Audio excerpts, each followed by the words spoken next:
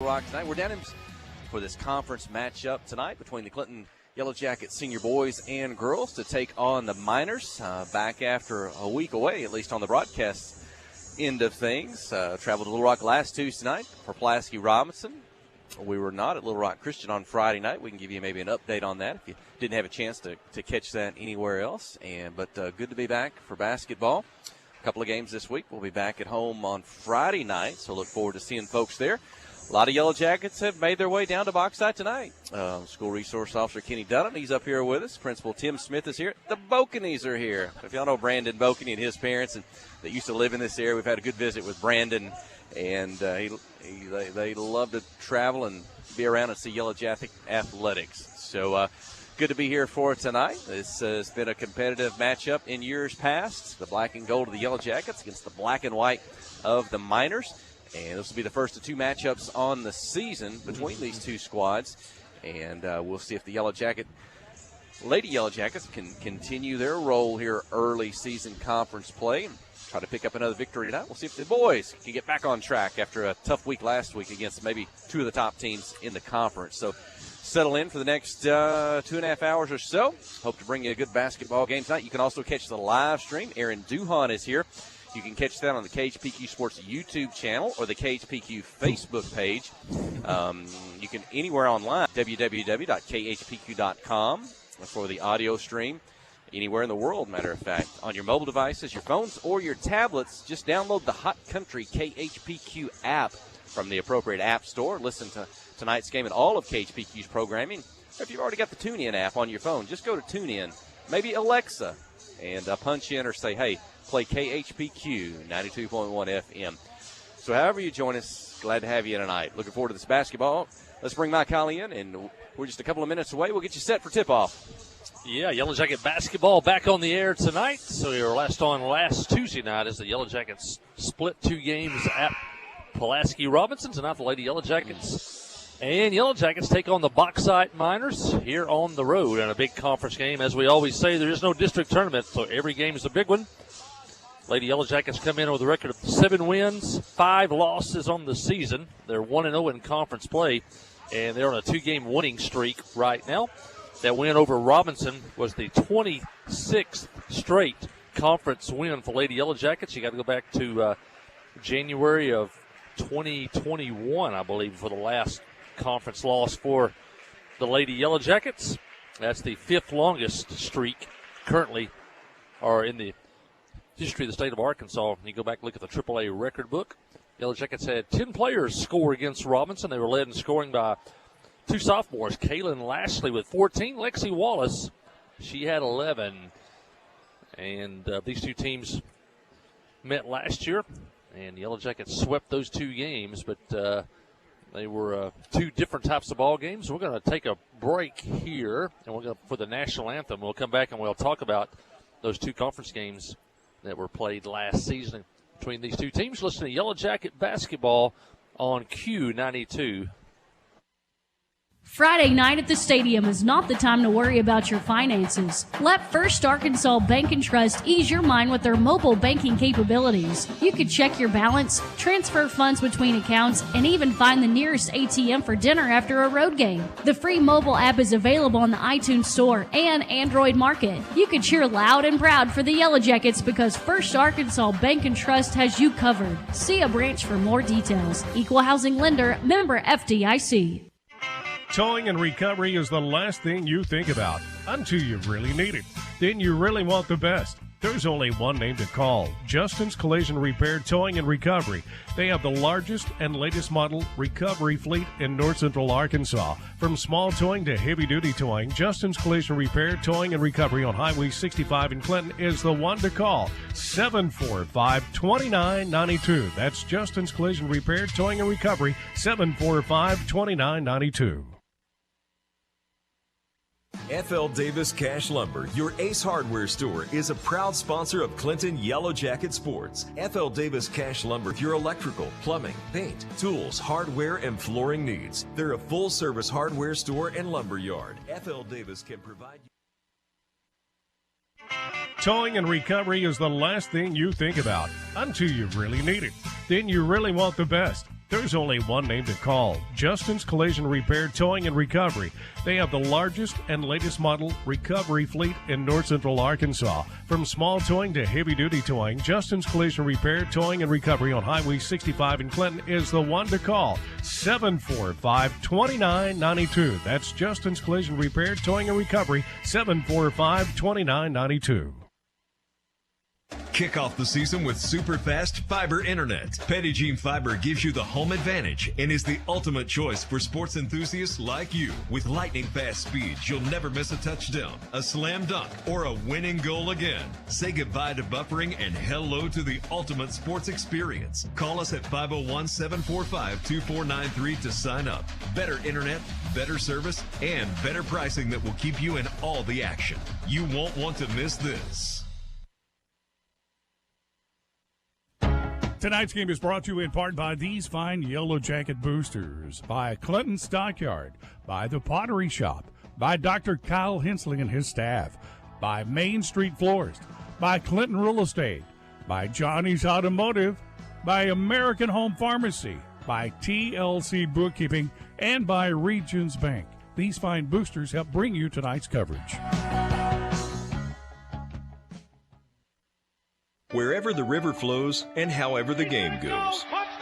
The River Company is a proud sponsor of Clinton Yellow Jacket Sports. Just like in sports, you want someone who has your back. The professional team at the River Company Insurance does just that. They'll work hard to find you the most coverage at the best possible price. Whether it's business, farm, ranch, personal, or automotive, the team at the River Company will get you exactly what you need. Sports is a team effort, so come join the team at the River, formerly S&P Insurance.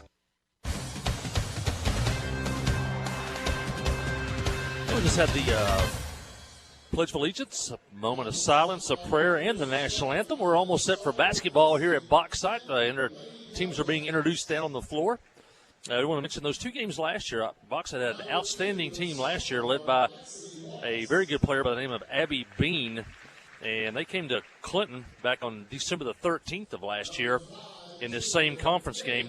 They had a 9-point lead going into the fourth quarter. Lady Yellow Jackets had to rally to win that one by a score of 55-52.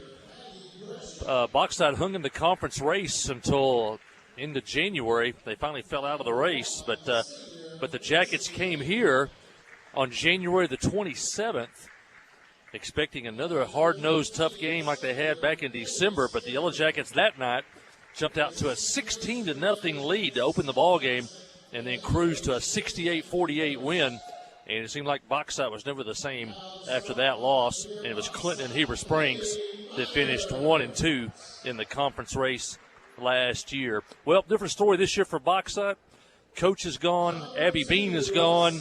And they are 2-8 on the season and 0-1 in conference play. And last Friday night, they took a beating from Pulaski Academy by a score of 74-21. So it's a different ball club and a new era as they have definitely started to rebuild and basically start over after a very good team the last couple of 3 years. Now, their junior girls did play us in the district tournament finals last year, and it was a pretty close ball game for 3.5 quarters. So they do have some good young players that potential for the future for Bauxite. Lady Yellow Jackets tonight will be without the services of Abigail Parks. And I'm looking down on the floor.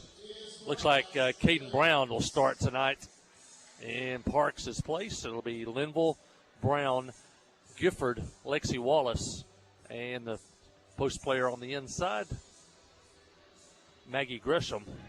And we are set for basketball here. And let you get tune in with us today, sit back, and watch the ball game, and hopefully bring you home a couple of victories tonight. Here we go. The girls are on the floor. The big Bauxite B in the middle. Got a pretty court here if you're watching on the live stream.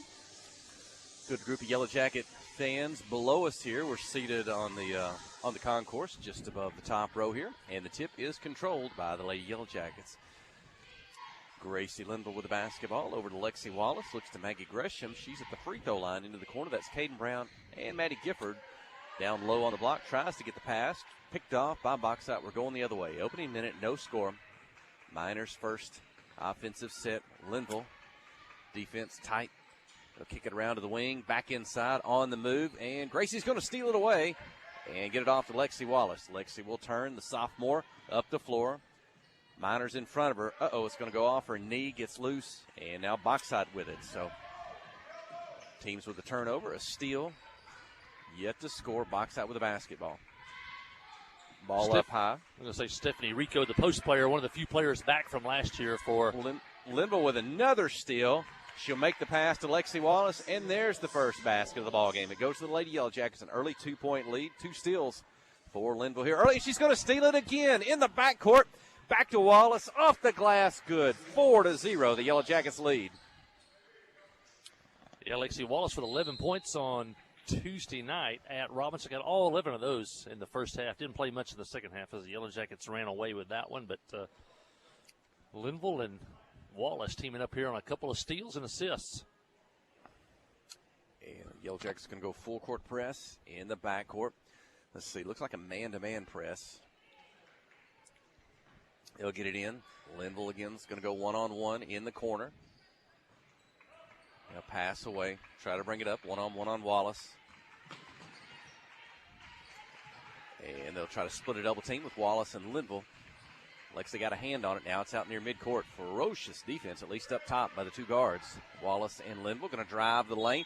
Brown tries to take a charge. Basket goes through. And the official's going to call a blocking foul on Caden Brown. So count the basket. Free throw to come. It's Clinton 4, Bauxite 2. It looked like Caden got there. Didn't get the call. Kennedy Ballard gets the basket, and she'll shoot the first free throw for either team tonight. And up and in is the free throw. 4-3 the score. Now pressure by the Miners in the backcourt. Look like a 2-2-1 zone press. Wallace in the middle. She'll get it across. Long pass up the floor. Gifford, Gresham off the glass. Good. You break the press. 6-3, the Yellow Jacket lead. Good ball movement. Ball touched the floor maybe one time against that press. That's what you want. You can't outrun a pass. Man-to-man press. Gifford on the ball. Up the floor, on the wing, 3-point attempt, first of the night. Shot long, won't touch the rim. Wallace with a rebound. She'll beat a couple defenders up the floor. Clinton's got the numbers. Now Bauxite gets back. Onto the wing. Brown for the 3-point attempt. Won't go. Long off the glass. Recovered behind the 3-point line by Linville. Back to Lexi. Pass inside. There's a Miner in the way. Bauxite picks it off. Linville knocks it away. Over to Gifford. Off the glass. Good. Katie Gifford. And if that counts as a steal for Linville, knocking the ball away, that's 4 here in the first, 2.5 minutes or so. Great job by Katie Gifford, though, to put the ball on the floor and drive against body contact and score. Ball just below our broadcast position. Now Bauxite will get it back out high.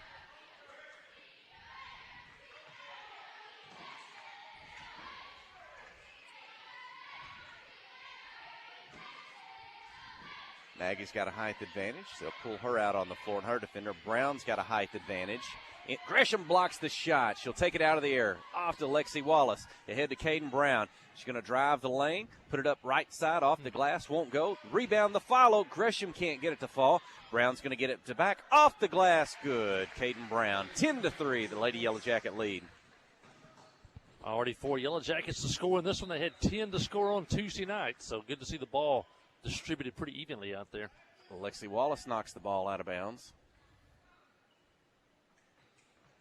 Now they'll inbound. And Linville knocks it away. Bauxite recovers in the backcourt. Got 10 seconds to get it across. They do, just in front of the scores table. 4:20 in the opening quarter. 10-3. Drive the lane, kick it out behind the 3-point line. Drive the baseline, dump it back. Get the lane again. Jumper over the arms of Brown. Miss. Caden Brown with a rebound. Up the floor across midcourt. In front of the Bauxite bench. Cross-court pass to Wallace on the move. In the lane. Kind of a bit of a fall away, but her shot's blocked. Bauxite now down the floor. Wallace trying to catch up to defend. Ooh, pretty side step. Euro step, whatever you want to call that. And rebound by Bauxite. Tied up by Caden Brown. Alternate possession to the Miners. Olivia Johnson, the sophomore, she'll check in for her first time tonight. I think Olivia had 8 on Tuesday night at Robinson.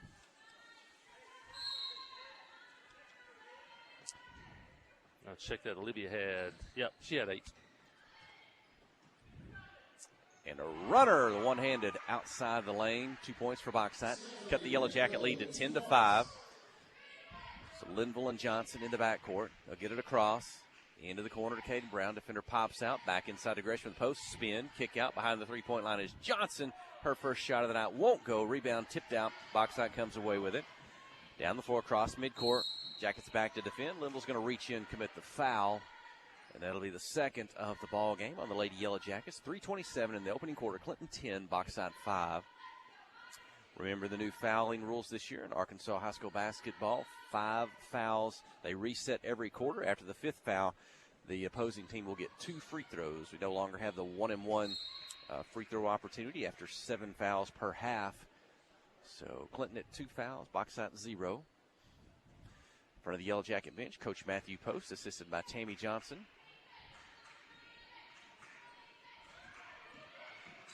And Bauxite well behind the three-point line. Now they get into the wing. Work it around right to left. 4 players, all 5 players behind the three-point line for the moment for Bauxite. 9 seconds on the shot clock. Wants to dribble in.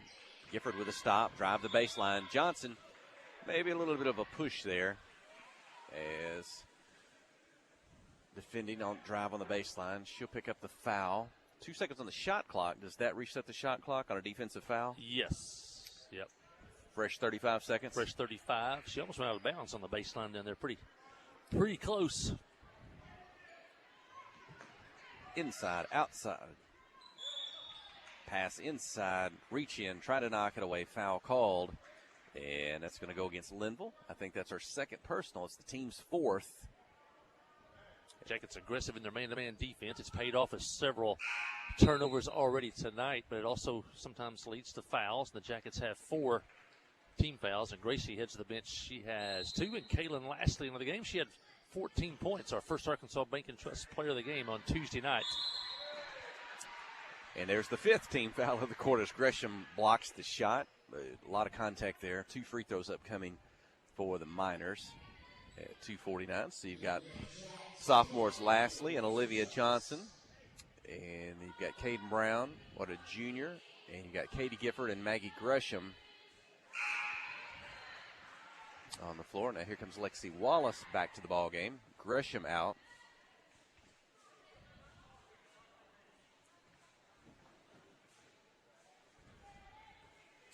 First free throw is up and in. Second is good as well. 10-7. That was Katie Jacks, number 5 there. Bounce pass inside Brown. Got 3 defenders around her, and Caden's able to get it up and in. 12-7 on Brown's. I think that's her second field goal. 4 points. 12-7 is the lead. On the dribble, behind the back, back up. Some nifty dribbling. That's Stephanie Rico. I think I remember her from last year.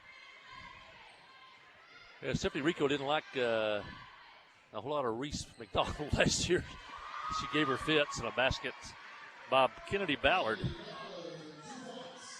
Ballard has 5. 12-9. Lexi Wallace pull up 3. In and out. Won't go. Tipped out near the free throw line. It's going to end up in the hands of Wallace. They'll try to tie her up. And that is the call. Alternate possession to Clinton. Exactly 2 minutes remaining in the opening quarter. 12-9 the lead. Much different than last year's game. Of course, the Jackets jumped out to a 16-0 lead here, but also there was a much bigger crowd on Bauxite side. They were into the game and ready to go that night. The Yellow Jackets took them out of it early.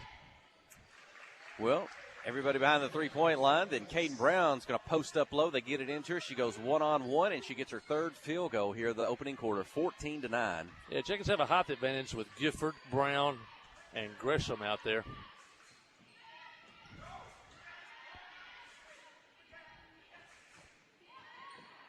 And Kaylin Lastly with the steal. Rico's going to try to catch up. She does get in front of Lastly.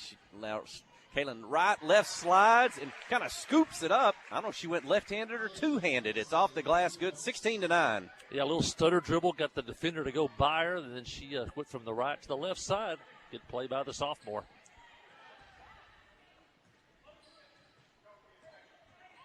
On the dribble. A little help by Brown defending. Caden gets up in the air. Maybe enough body contact or arm contact to be whistled for the foul. 2 free throws for Bauxite. 1 minute, 3 seconds. Opening quarter, Clinton 16, Bauxite 9. Second foul on Caden Brown. This will be the 4th and the 5th free throws for Bauxite already tonight. You know, folks are watching at home.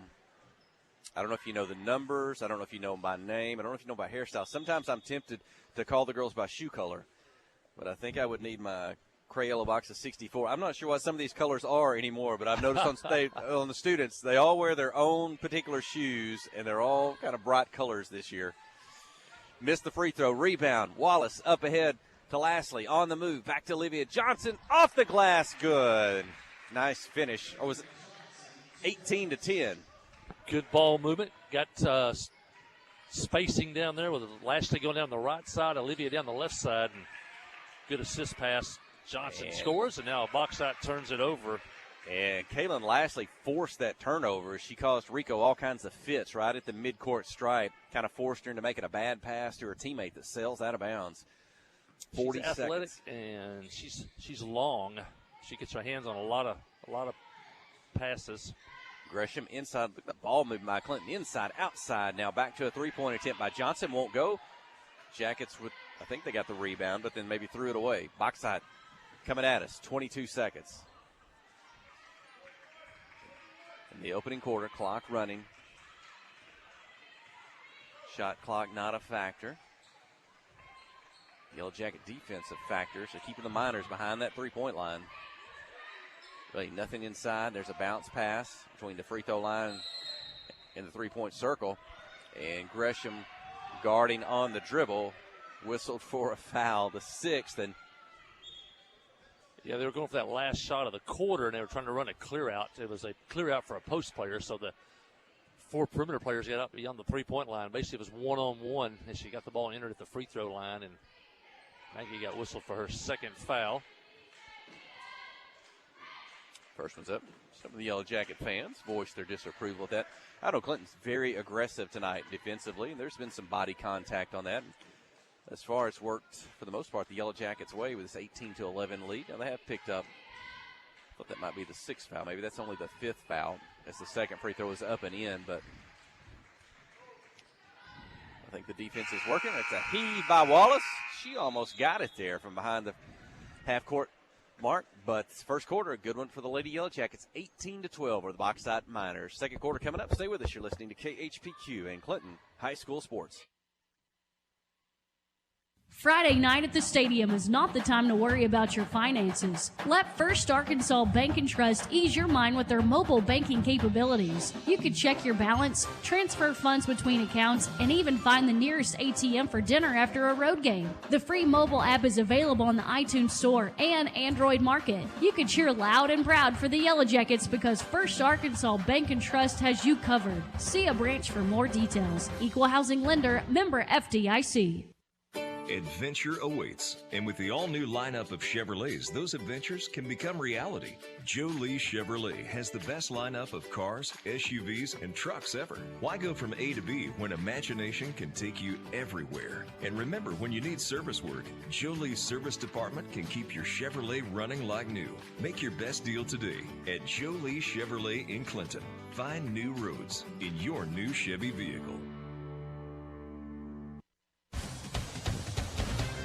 And good first quarter for the Yellow Jackets. They lead 18-12. They've had 6 different players score in the first quarter, led by Caden Brown with 6, Wallace with 4, and then Gresham, Katie Gifford, Lastly, and Olivia Johnson, all with 2 apiece. Only probably negative you say of the first quarter was about a few team fouls on the Yellow Jackets as Bauxite got to the line. The Jackets, I believe, fouled 7 times in that first quarter, but they lead 18-12 as we head into the second stanza. Katie Gifford returns. She's joined by Lexi Wallace, Maggie Gresham, Kaylin Lastly, and Olivia Johnson. Bauxite first possession. Ball knocked away by Wallace. She gets it, recovers down the floor. One defender coming over. She'll slide across the lane, left to right. Put it off the glass. Good. Wallace for 2, 20-12. Lexi poked it away with her left hand, picked it up with her right hand, and outran the rest of the Lady Miners to the other end of the floor. The Jackets with their biggest lead of the game now at 8. Drive, shot off the glass, too hard for the Miners. Clinton recovers. Gresham over to Wallace, cross midcourt. Box out back in a zone. Johnson on the right wing. Wallace out top. Set for a three, just short off the front of the rim. But Olivia Johnson with a rebound. She'll take a step. Official said she'll double dribble. And a turnover back to box out. Do we have, I don't know if we're tracking yet as far as scoring averages. I don't know if Lexi Wallace is a leading scorer here early in the season, or I'm not sure. But she's had some big games early on, 20-plus games, and that'll be a foul on the Lady Jackets as they reached in, trying to stop the driver. And again, Coach Post said take one more step over and get in front of her. Those 5 fouls per quarter. They reset for the second quarter, so that's only the first. And now 3 fouls on Maggie Gresham. Caden Brown comes back in to play that post position. 6:55, second quarter, 20-12. On the drive, in the lane, a little bit of a floater, up and in, 20-14. Wallace quickly down the floor, across midcourt. Bounce pass, Brown, kick it out. 3-point shot by Caitlin Lastly, off the rim, won't go, offside rebound to box side. Pass ahead across midcourt, defense back into the corner, 3-point shot up, off the rim, won't go, rebound knocked away, out of bounds. It belongs to box side. 6:27. One thing the Jackets haven't done tonight is hit a Petty Jean Fiber 3-pointer yet tonight. They had 6 last Tuesday against Joe T. Robinson. Can't get one to fall yet, but I bet they will before it's over. Bounce pass inside, good pass, got behind the defense off the block, 2 points up and in, 20-16, and kind of just like that, you kind of feel like the Lady Yellow Jackets have kind of had a little bit of an upper hand on box side, but now the Miners are within 4, and they steal the basketball. They got a chance to make it a one-possession game with 6 minutes to go here in the second quarter. On the dribble, out on the wing, Wallace defending, forced the stop. Miners back to the middle of the floor, going to drive inside, 3 defenders. Ball knocked away. Caden Brown head to Lastly, 2-on-2. Wallace on the left. Lastly, shot blocked. The Miners almost recovered, trying to get it back. Had a foot on the baseline. It's out of bounds. Belongs to the Lady Yellow Jackets. Good play by Ballard. She's probably the best player on this team this year. Very athletic. Got some size. She got back there and blocked the shot. But number 2, Ballard, looks like probably the best player Boxside has this year. And she's only a sophomore. Back into the ball game. Had a good start. Went out early. Picked up a couple fouls. Kaylin Lastly out. Wallace on the dribble. Out to Katie Gifford. Shot. Won't go. Offside rebound. Box out with it. Quickly down the floor. Defense in front. Going to drive. A couple defenders there. Shot up. Won't go. But travel called. And the ball is going to go to the Lady Yellow Jackets. Jackets yet to score it in the second quarter. We played 2.5 minutes. Been outscored 4-0 by Boxside here. Bounce pass inside. Caden Brown up. Won't go. Off the back of the rim. Bounces out. Boxside with it. 2-on-2. Drive the lane. Shot blocked. Linville or Johnson got that one. And going to throw it away in the backcourt. Boxside recovers.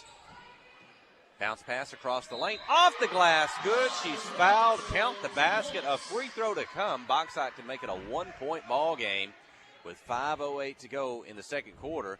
Coach Matthew Post going to get Maggie Gresham back up into the ball game with those 3 fouls.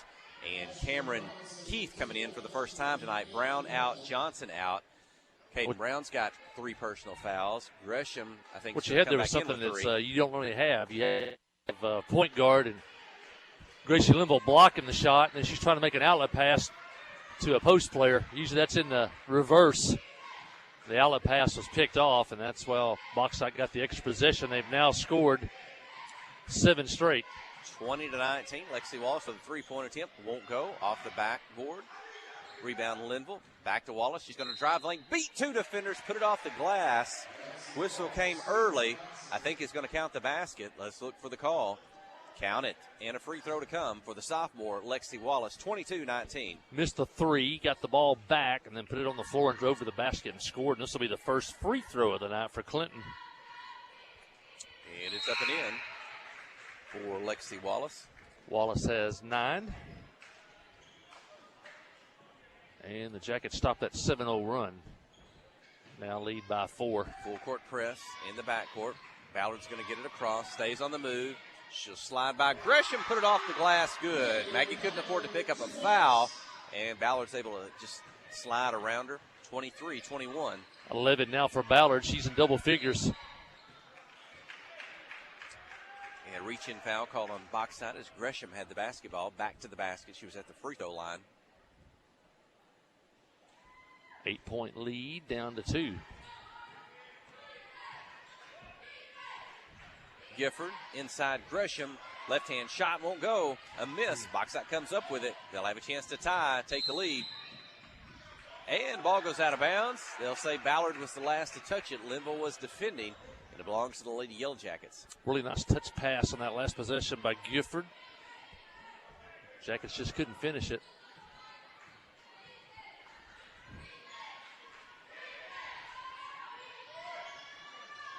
Two-point attempt won't go. Box side with a rebound. They've got another chance to tie. On the dribble.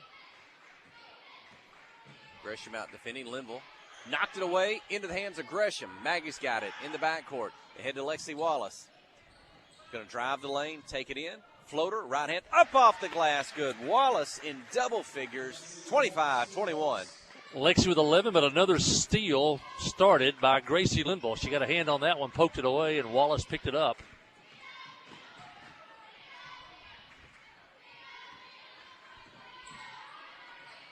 Bounce pass. Ballard with it on the drop. Cameron reaches in, strips it. Keith gets it away. They get it to Linville. Up ahead to Gifford at midcourt. Keeps the dribble in a right-hand long pass, cross court. Wallace behind the three-point line. Back to Linville. Quick three, top of the key. Won't go off the rim, and that one's going to get out of bounds. It belongs to the box side. 3:09 in the second quarter. Clinton 25, Miners 21. Jackets cannot buy a three-pointer tonight. You can throw it just a couple of threes up there, and it's a double-figure lead.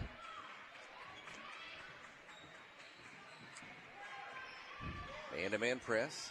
Cameron Keith out on the ball against Jaden McDade. Ballard's got it, defended by Gifford. Teddy knocks it away. Ballard recovers. 18 seconds on the shot clock. The backup near the center court B here for box side. Ballard gets it back. Oh, splits two defenders. Ball gets loose. Wallace comes up with it. Turns it into a 2-on-1. Left, right. Wallace gets it up off the glass. Good. Well, Lexi Wallace is finishing well. When she gets to the basket, sometimes she's going to give up a little bit of height, but she can turn her body. She can get it off with the hand however she needs to get off the glass. Her 13th point tonight. She's been big here in the second quarter. I think maybe that's her third field goal of the second. Maybe a free throw. 27-21, and box out wants a timeout. Yeah, Lexi Wallace with back-to-back baskets. She does have 13 now. Jackets lead 27-21. When everybody know we'll be back at home Friday night.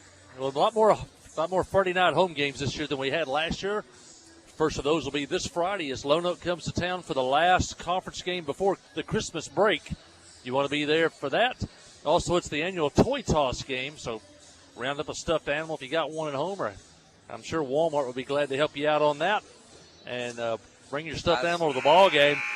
And here's your chance. You've always wanted to do it. You could throw something on the floor.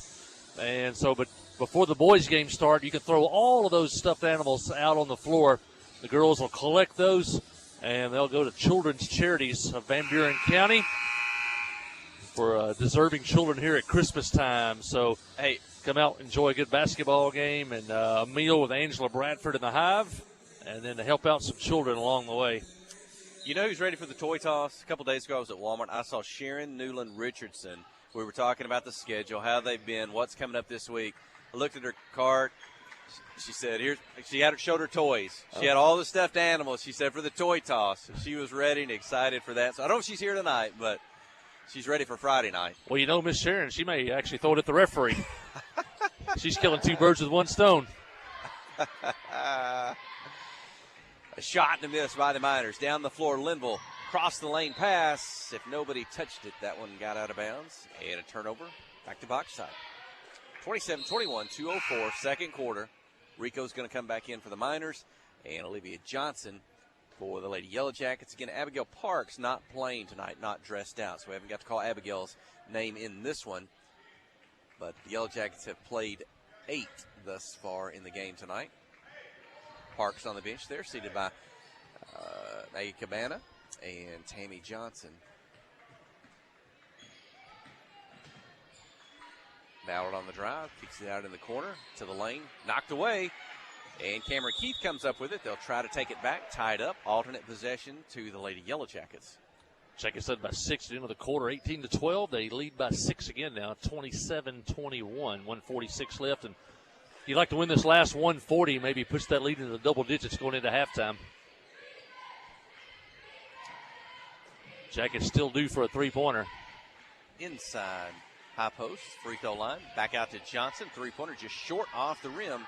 Rebound to box side, a minute 25, second quarter. That rim's got a lot of give it on that other end. Bounce pass to Ballard and knocked away by Katie Gifford out of bounds, but Ballard was the last to touch it. So again, this Clinton defense pretty fierce tonight. Minute 15, second quarter, 6-point lead. Johnson, Wallace, Keith behind the three-point line. Gresham, Gifford inside, high-low.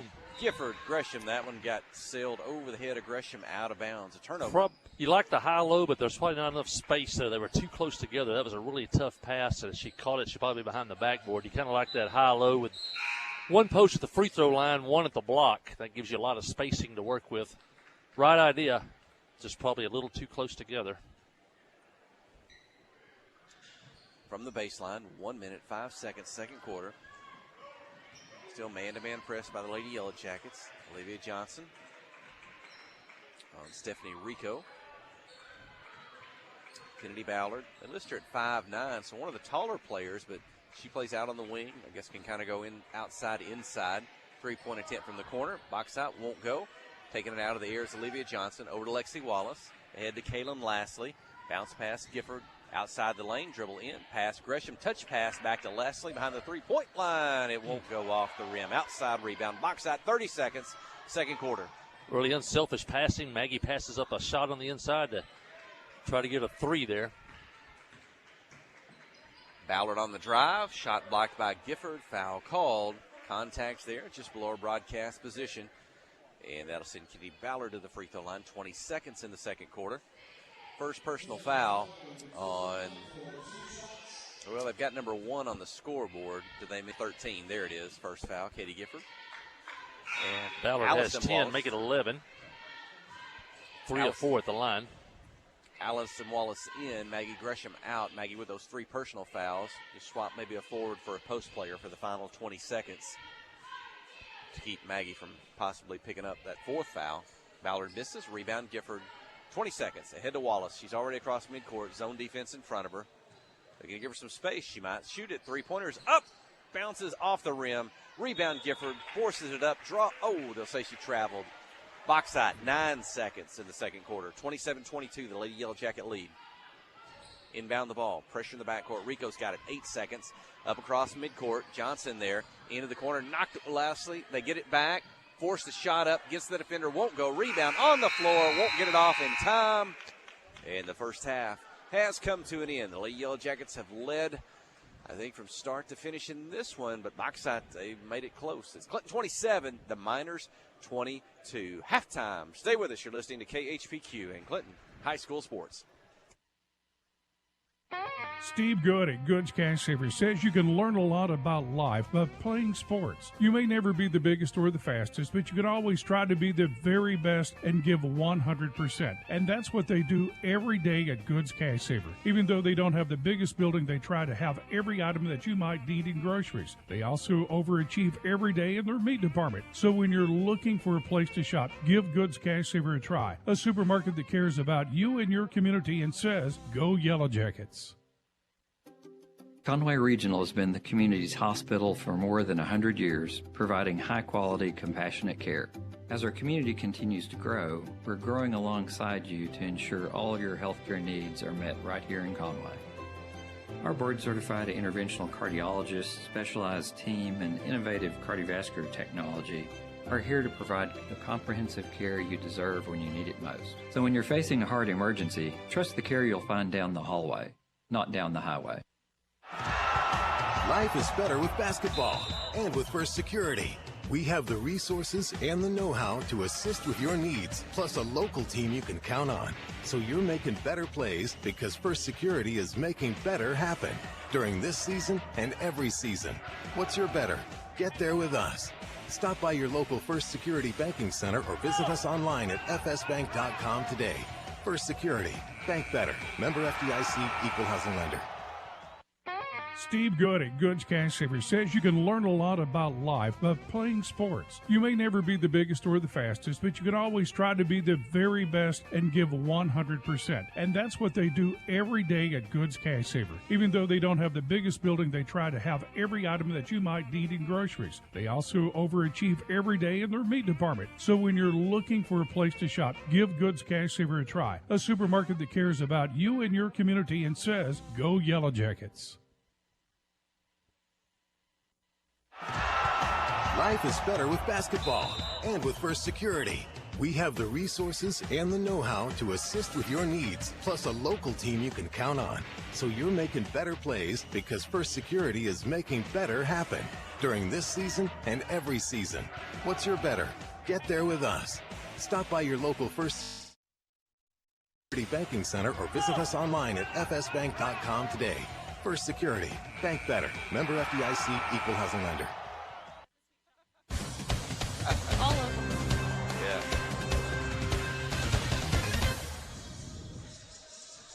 Hey, halftime, we're in Bauxite tonight, home of the Mounters. Conference matchup between the Yellow Jackets and the Bauxite Miners. Senior girls, senior boys, and the cheer squads here. Jamie Williams brought the girls on down tonight. She's got her seniors with us up here tonight to talk to for just a minute. And always good chance when we can – you girls are busy sometimes, and so when we can catch you and bring you in tonight, fortunately we're kind of broadcasting not too far from where you're sitting tonight. So a little bit of halftime break gets you up. Jamie Williams.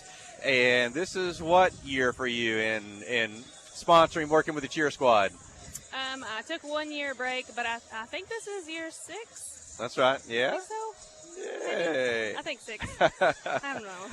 Finished up football season. Now we're rolling into basketball season. And so a lot of fun. And looking at that, what can you tell us? What would you say about this year's squad? I think that this year they mesh so well. Like personality-wise, they all get along. It makes everything so much easier. They all throw ideas off of each other and making halftimes and stuff. It just is. It just makes everything fun. Every day's fun. Mm-hmm. Anyway, so. Now So folks see you at basketball games. Kind of once we get into this regular conference routine after Christmas, it'll pretty much be every Tuesday and Friday night. What goes on during the week for the cheer squad? So during the week, during practice, we are making our halftimes. We are planning big games, practicing things that we don't feel are perfect on the sidelines. We plan senior nights. We plan all those big events and try to make them perfect for all of the teams. Mm-hmm. You know, we want to make everything special for everybody, so it's just kind of how it goes through the week. Right. So you have a practice period when you have during the school day? Yes, sir. We practice 8th period every day, and then we have after. And where'd you get that awesome jacket cheer shirt? Actually, I got it for my birthday from Miss Kay Lastly, but she got it from the sweet shop. So Miss Angela Alexander, always making the best Yellow Jacket gear. So go see her. Hey. Well, good. Now, folks may notice sometimes that your squad's smaller during the senior girls game, and it grows a little bit during the senior boys game. So some of the girls on the basketball team, they're also on your cheer squad this year, right? Yes, sir. Who comes over from the basketball team? I have Abigail, that's a senior, and I have Kaylin. Who else basketball? Let me think. Katie Gifford is also a senior. Kaylin, Abigail, and Kaden Brown. Yeah. Sorry. Yeah, kind of rounds them out. Yes. And Abigail, yes, your sir. daughter. Yes, sir. So I know special there. Abigail's not getting to play tonight. We talked about that. So how's she doing? She's good. She has she had a sprain at Rogers, and then she re-injured it in practice last week. So she's out until next week. She won't play Friday either, but maybe she might be back. But I think she'll be out Friday also. So. Yeah. Okay. Well, tell us who the seniors you have with you tonight are. Okay, I have Greenlee Teague. She actually just signed with UCA Stunt yesterday. It was fantastic. Super awesome for her. And I have Abby Louder. She has cheered since birth pretty much, and also Hannah Mooney. They've cheered forever. So they've cheered since junior high, and I'm happy to have them. Sad to see them as seniors because they've really been staples on our program. So. Okay, well, let me talk to him here a minute. Let's talk to Greenlee. Yeah. And did she just say? I know, can you real quiet? I think I just saw a post about you. You just signed with UCA, did you, for the stunt team? Yes, sir. So tell folks what the stunt team involves when you go to college. So the stunt team is like derived from cheerleading, and it's a new thing at UCA to have. This is their first year, so I'll be on team 2. But it's just kind of like you go head-to-head against another team, and you'll perform the same routine. So it's just basically stunts and partner stunts and jumps and other forms of just kind of cheerleading, but not necessarily just cheer for game days. It's our own, game. Yeah? Hey, how long you been cheering? 3 years. Okay. What do you like most about it? Stunting. Yeah? Okay.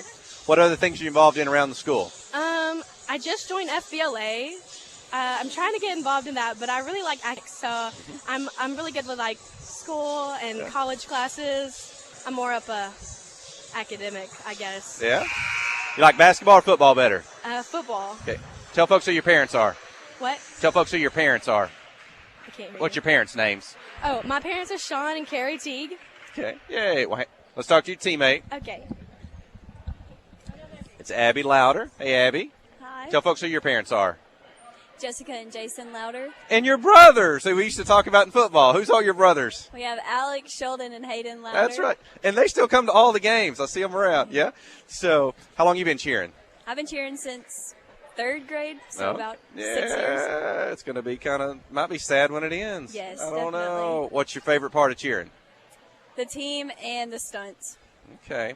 Football or basketball you like best? Definitely football. Okay. What's some other things you do around the school? I play tennis. I'm involved in FCCLA, FBLA, Beta, and Bible Club. Okay. And where do you go to church at? Formosa Baptist Church. Okay, that's right, yeah. And your brother preaches sometimes around. Yes, he I does. see posts about that. So that's Abby Louder. And again, your folks sometimes don't know if they're here tonight. Hopefully they're watching back home on the live stream. But hey, let's get your final teammate in here for a minute. Before we'll get back to basketball action here in just a second. Hannah, you may have to describe this game for me. 27-22, Yellow Jackets leading in the steal. And coming down the floor with Lexi. And the shot, 3-point by Rico. Good, 27-25. So Hannah Mooney with me. Tell folks who your parents are, Hannah. Kenny and Christy Mooney. Okay, yeah. How long you been cheering? 6 years. Okay. What do you like most about it? I really like following the teams and cheering them on. I've really enjoyed watching them. Hey, football or basketball? Football. Okay. We do too, the broadcasters. Yeah. I think we're kind of partial to football. But what else do you do around the campus? I'm very involved in FFA. I'm in Beta Club, and then I play tennis. Okay. You been on some of those championship FFA judging teams? I have not, but I've been very involved in some. Very good with those. That's right, yeah. Well, I know it'll be tough, too. Kind of maybe sad when we got a lot of basketball left to play, Yes, but so it's not time to talk about cheerleading yet. But Yeah. Yay. Well, good. Well, thanks, Hannah Mooney. I hope folks are watching back at home. They definitely are. My dad has texted me and said, I see you on the radio. All right. Well, great. Do you have to cheer the third quarter? Yes, sir. You don't get a quarter break? Oh, man. I'm holding you up. I better let you get back down there. All right. Thanks for talking to us. That's Thank Hannah you. Mooney. Bye. Hey. And Jamie Williams and her seniors on the cheer squad. And my colleague, Boxhot, has tied it up to start the third quarter. It's 27-27. It's the first tie of the ball game here in the opening minute of play in the third quarter. Yeah, we saw the first 3 of the night. That came from Boxhot and Stephanie Rico for either team. Wallace, Gresham, count the basket, inside on the block, 29-27. Maggie with 3 fouls. Caden Brown, I think, has 3 fouls. But pressure in the backcourt, Linville, Katie Gifford, Caden Brown, Maggie Gresham, and Lexi Wallace. Your 5 on the floor for Coach Matthew Post here to start the second half. And going to force it up, making the basket is Kennedy Ballard, 29-29. Ballard, she had 11 in the first half. She's got 13. Wallace, Brown, Gresham, inside, falls off the rim, goes out of bounds. Last touch by the Miners. Jackets led 18-12 into the first quarter. 27-22 at the half. Had as much as a 10-point lead once. And now the game's tied at 29. Pass knocked out of bounds by the Miners. It belongs to Clinton. Jackets been outscored 17-11 since that first quarter. Linville into Wallace, alone in the corner. There it is. A 3-point field goal by the Lady Yellow Jackets. Is that the first of the night? 32-29. Petty Jean Fiber, 3 of the night for Clinton. And Wallace now has 16 points, 13 in the first half. Speaking of family, Lexi usually has family in tow. Her sister Allison, they play together on the Lady Yellow Jackets, but I have to see, looking down the way, I think I see Dad and Mom down at the end of the bleachers tonight. Grandma and Grandpa's here. The legendary H.C. Wallace in the house with us tonight. Gracie Limbaugh takes a seat now. She has 3 fouls. So 3 with 3 for the Lady Yellow Jackets. May limit what they can do on defense. They continue to add to this foul trouble. Kaylin Lastly in the ball game.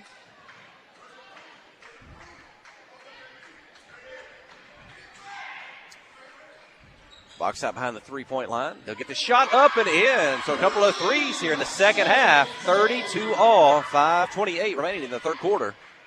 Pass inside, deflected. Box out comes away with it. They got a chance to take the lead.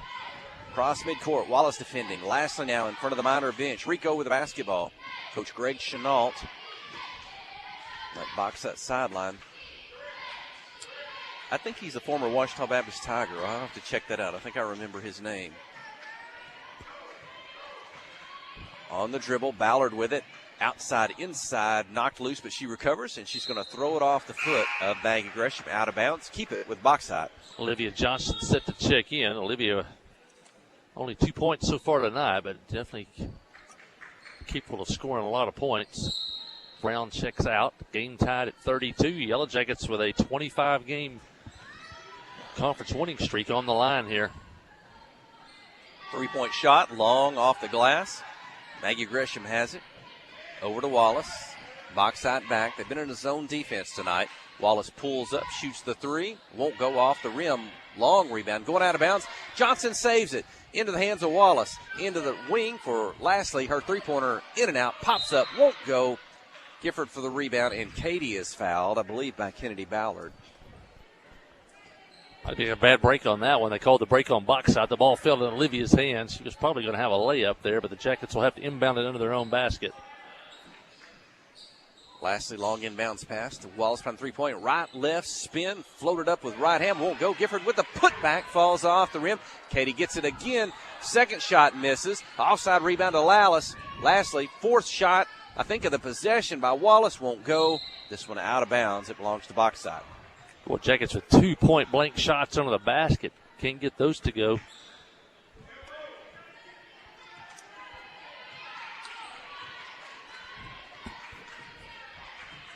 Cross midcourt. Rico with it. Lastly defending. Bounce pass. Rico gets it back. Defender falls down. 3-point shot won't go off the rim. Olivia Johnson follows. Gets it across midcourt. Wallace with it.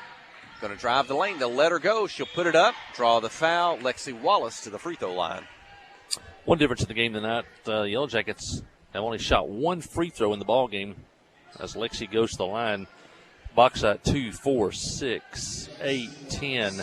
They've already shot 11 free throws tonight. And they are 9 of 11, and the Yellow Jackets miss here. I think that previous free throw attempt was by Lexi. I mean, maybe the only one to shoot free throws. She's going to miss the first, but gets the second. And gives the Yellow Jackets a 1-point lead, 33-32. 3:45 clock running in the third quarter. Lastly, a good defender.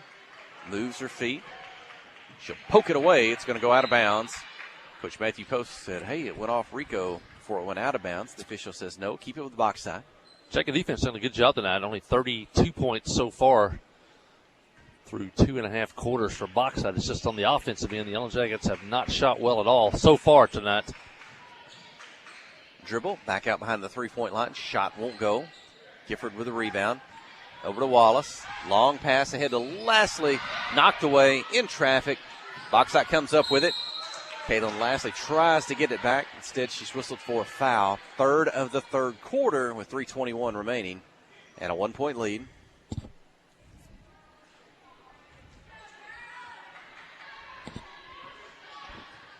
Well, inbound the ball to Ballard. She'll walk across midcourt. Katie Gifford to defend. Wants to dribble down the left side, helped by Gresham. She'll put it up off the glass, but it won't go. Tipped around. Gifford with the rebound. Over to Olivia Johnson. Down the floor, 2-on-3. Lastly's going to drive. Kick it back out. Float runner. One-handed up by Johnson. Won't go. Gresham trying to come up with a rebound. And I think they're going to say Maggie got her hands on the ball with the defender, but Maggie was laying on the baseline. Whoa, they're going to go foul. They're going to whistle a wow. Whoa, and that would be the fourth team foul on I Maggie. I could see that she was touching the ball while she was out of bounds. I did not see the foul there, and that's foul number 4 on Gresham, and Brown will check in at the next dead ball. Jackets cling to a 1-point lead. 2:50 in the third quarter, a 1-point lead. Ballard drives, draws the defender out to the corner.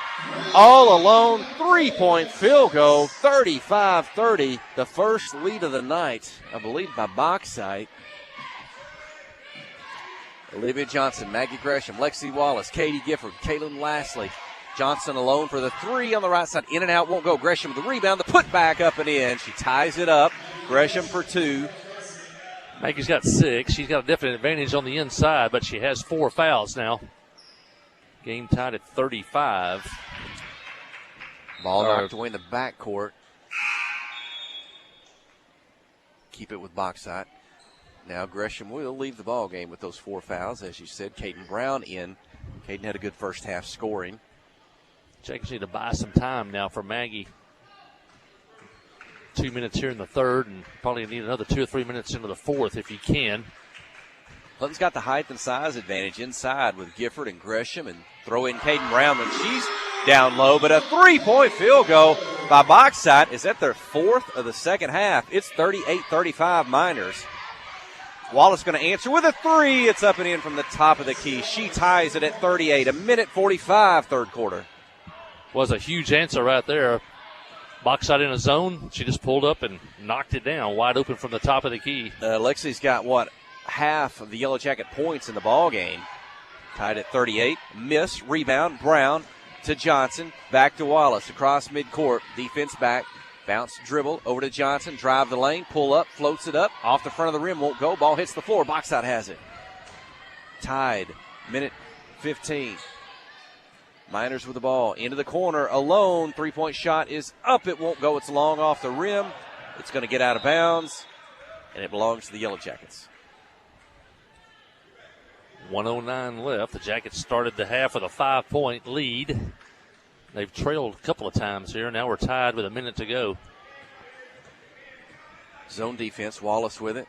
Has the dribble. Now she'll bounce past the left side. Lastly, inside to Brown. Back out to Wallace. Lone for 3. In and out. Won't go. Rebound. Ballard. Lastly trying to take it away. And I think Kaylin's probably going to be calling for a foul on that one. And that'll be the 5th team foul the third quarter if the official looks up. And you hate. Well, I don't know. That's the 5th foul. They've not. And now I think they see it should be a free throw. 2 free throws on the rule change this year. 5th foul of the quarter. Tied at 38. 52 seconds. Gracie Linville returns. Kaylin Lastly out. 2 personal fouls for Kaylin.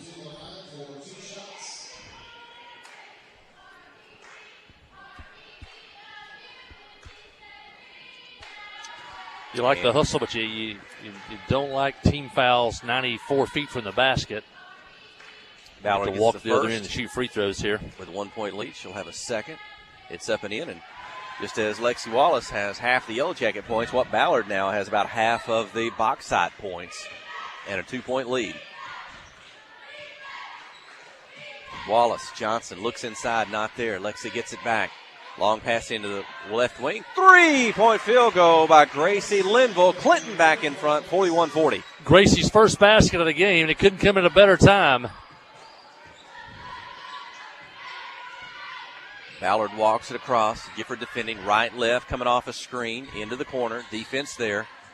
Wallace reaches in, knocks it away. It goes into the backcourt. Bauxite recovers. Up to Rico in front of the Bauxite bench. Going to drive on Linville. Ball gets loose, out of bounds. It belongs to the Yellow Jackets. Good defense from both Wallace and Linville. Pressure on the ball handlers. And now the Jackets the chance for the final shot of the quarter. Under 10 seconds. Wallace over to Johnson. 5 seconds. High post. Caden Brown. Easy shot. In and out. Gifford with a huge putback. shot. She's fouled as the horn sounds. That's a chance for a 3-point play. Free throw to come for Katie Gifford. What a huge shot for the Yellow Jackets there. As Gifford still working the boards in the final seconds. Got the rebound, put it back in. And a chance to give the Jackets a 4-point lead. And Gifford gets the free throw. 44-40. Fourth quarter coming up when we return. You're listening to KHPQ and Clinton High School Sports. Adventure awaits, and with the all-new lineup of Chevrolets, those adventures can become reality. Jolie Chevrolet has the best lineup of cars, SUVs, and trucks ever. Why go from A to B when imagination can take you everywhere? And remember, when you need service work, Jolie's service department can keep your Chevrolet running like new. Make your best deal today at Jolie Chevrolet in Clinton. Find new roads in your new Chevy vehicle. Clay Maxey, Chrysler, Dodge, Jeep, and Ram, now in Clinton. Clay, you cut your teeth at a Chrysler dealership. Cut my teeth at Landers, Chrysler, and Benton, the largest Chrysler store in the world. And so, to have Chrysler, Ram, Jeep in a small town and to have my name on the building, it's such an honor, it's such a blessing. And so, it's a brand that means a lot to us. It's a community that means a lot to us. We're giving it everything we got. Committed to customer service being a great one, not just a good one, but a great one. So winning back the community and getting our customer service the way that they should be. Clay Maxey, Chrysler, Dodge, Jeep, and Ram.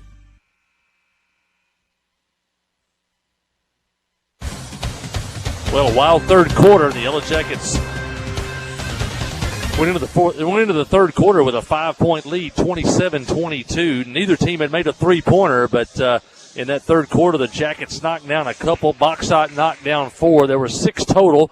The lead changed hands 4 times, but when it was all said and done, the Jackets lead 44-40 as we start the final quarter of play.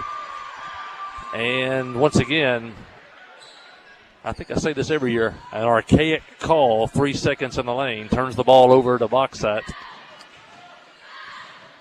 And leading score in the ball game for the Miners, Kennedy Ballard. She walked across midcourt. Gifford defending. Katie Brown, Olivia Johnson, Gracie Linville, and Lexi Wallace. Long cross-court pass. Rico has it. Now pass away. Dribble down the left side off the glass. Good. The basket by Jaden McDade. It's 44-42. The Yellow Jacket lead cut to 2.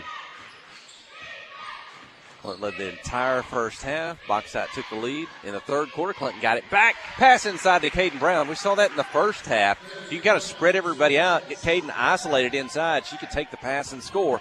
46-42. Yeah, Brown has 8. They've gone to a box and 1 on Lexi Wallace, so not a lot of help now on the inside for Bauxite on defense. Putting in the man-to-man defense. Wallace on Rico, slaps it away. Rico recovers.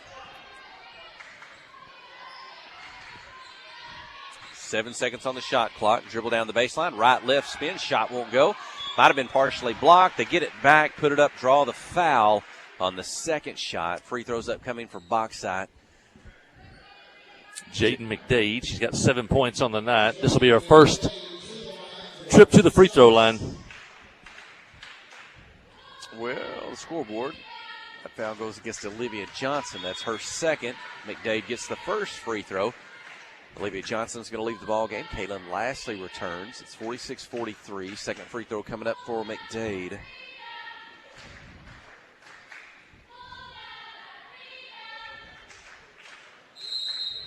And McDade's free throw will go through the net, but there's going to be a lane violation. Wipe it off. That one does not count.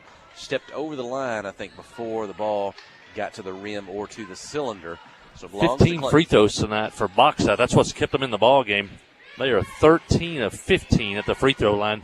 Pass into the corner. Out to Lashley. Her three-point attempt won't go. Rebound, Bauxite.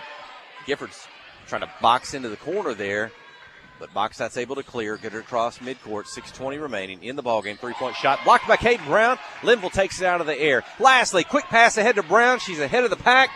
Caden on the layup. Good. Two more. 48-43. Bauxite wants a timeout. There'll be 6:09 remaining in the game when we return. You're listening to KHPQ and Clinton High School Sports. Towing and recovery is the last thing you think about until you really need it.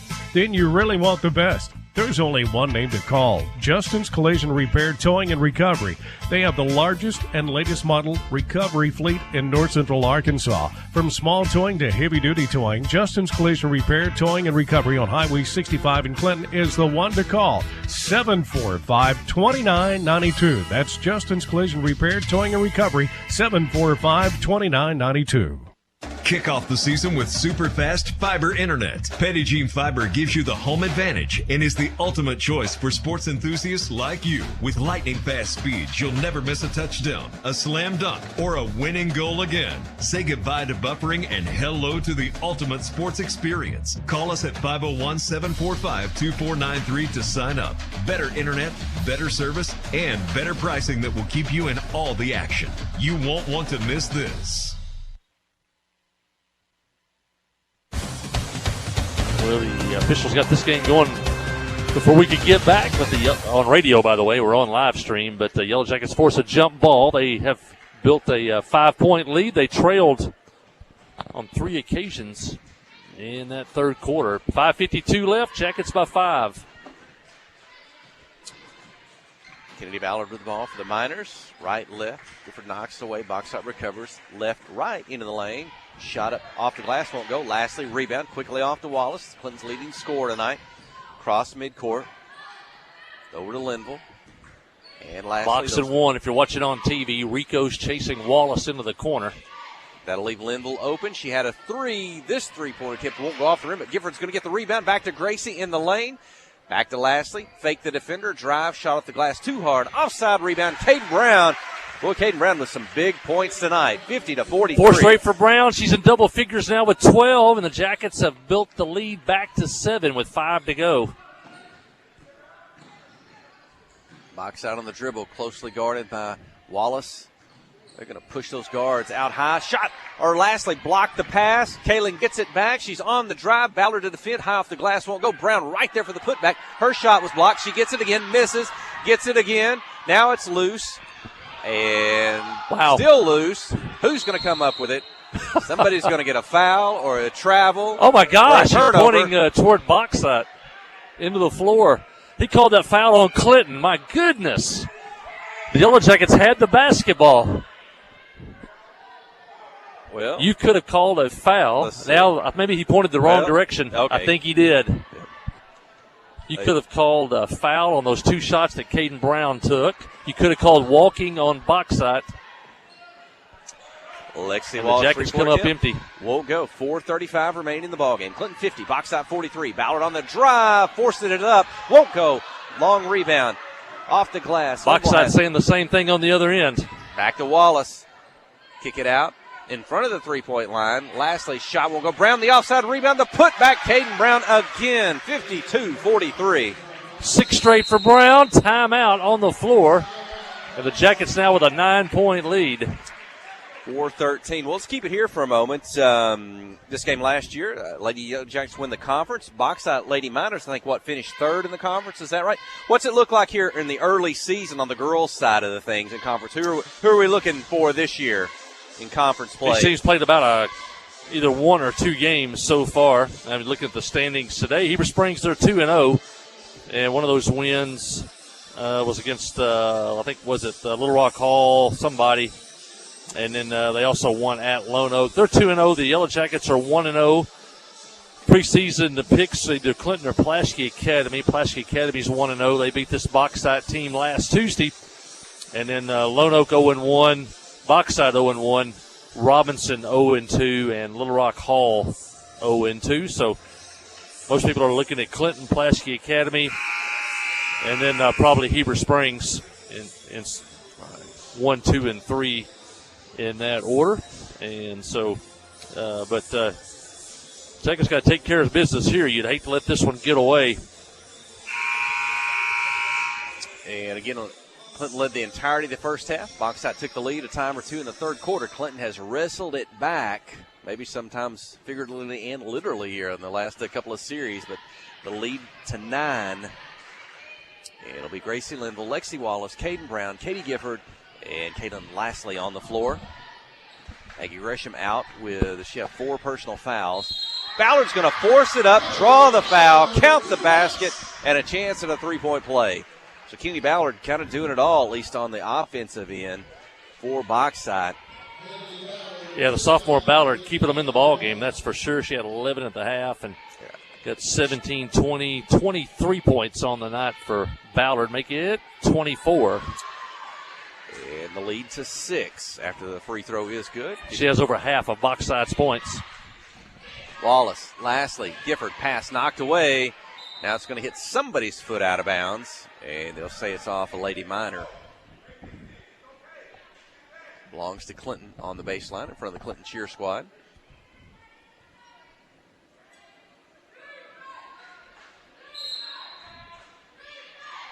Inbound the ball, Linville on the dribble. Brown inside. Caden makes a move, puts it off the glass. Good. 2 more for Caden Brown. She is a big 16 now for Caden Brown. And she's got about 8 of the last 10 or so, the Lady Yellow Jacket points to get this lead to 8 with 3 minutes, 30 seconds to go. Linville going to push Rico out near midcourt on the dribble. Into the corner. Going to drive in the lane, pull up, shoot in front of the defenders. Won't go. Rebound, Caden Brown. Off to Lexi Wallace. That's one of the things. You're going to play a box of one on a perimeter player like Lexi Wallace, and there's no backside help on post players, and Caden Brown is definitely taking advantage of that. And there she is again. Linville will catch and shoot. Won't go. Brown gets the rebound, tosses it back, gets it again, tosses it back. Well, Caden had a clear path to the basket that time. She just turned around. She'll kick it out to Linville. Inside, outside. Passing by the Lady Yellow Jackets. Shot won't go. Rebound tipped out. Bauxite controls. 2 minutes, 45 seconds. The Clinton lead is 8. 54-46. Ballard in the lane. Gets it up with one hand, and it drops through. 54-48. Linville quickly down the floor, cross midcourt. Zone defense in front of her. Back to Wallace on the dribble. Beats one defender. But it's going to dribble off her foot out of bounds. A turnover to Bauxite. Still got a ball game with 2:60 left. Jackets, or 2:30 left. Jackets only up by 6 here. Rico at midcourt, in front of the scorer's table. Right, puts it behind her back, goes left. Defended by Linville, picks up her dribble. She's got a long way to go, needs help. Close to a 5-second call. She's able to hand it off to Ballard. She's going to take it the length of the floor, into the lane, force it up, draw the foul. Caden Brown says, my arms were straight up. But she or her teammate's going to be whistled for the foul. That is going to be Caden Brown with 2:09 to go and a 6-point lead. And that will be, let me look at the scoreboard for Brown. That is her 4th personal foul. Maggie Gresham's on the bench with 4 personal fouls. And here comes Olivia Johnson ready to check in the ballgame after they give Ballard a chance to catch her breath as she went to the floor hard. But she's up ready to shoot free throws. Ballard 6 of 8 at the line. She shot more free throws than the Lady Yellow Jackets have combined tonight. And after the first free throw, which she misses, Olivia Johnson will be joined by Maggie Gresham into the ballgame. So Gresham with 4. Caden Brown leaves with 4. Gracie Linville out as well. So you've got Gresham, Johnson, Gifford, Lastly, and Wallace. Jackets did a good job. They bought about 8 minutes for Maggie there. She went out with 2 minutes to go in the third quarter. Comes back in at 2 minutes to go in the fourth. So they bought 6 minutes. Maggie can go hard here the final 2 minutes. Wallace over to Johnson in front of Coach Matthew Post in that Yellow Jacket bench. And the pass. Stolen. Rico on the drive. Wallace trying to catch up. Slaps it away out of bounds. Good job of not fouling, but knocking the ball out of bounds. Looked like Rico might have a layup there for a moment. Instead, they'll have to inbound it with 1:52 to go. Caden Brown quickly is going to return to the ballgame with those 4 fouls. Kaylin Lastly out. Clinton's got Wallace, size. Wallace may have saved a basket right there. And Gifford inside, going to force a bad pass. And Clinton comes away with it. Lexi Wallace down the floor. She's got 3 defenders to her left, keeps her dribble, backs up behind the three-point line, takes on a single defender, bounce pass across the lane. Official's going to say she traveled. 1:38 to go, 6-point lead. And Clinton wants a timeout, or no, Boxside wants a timeout. Let's take it with them. 54-48 when we return. You're listening to KHPQ and Clinton High School Sports. Friday night at the stadium is not the time to worry about your finances. Let First Arkansas Bank and Trust ease your mind with their mobile banking capabilities. You can check your balance, transfer funds between accounts, and even find the nearest ATM for dinner after a road game. The free mobile app is available on the iTunes Store and Android Market. You can cheer loud and proud for the Yellow Jackets because First Arkansas Bank and Trust has you covered. See a branch for more details. Equal housing lender, member FDIC.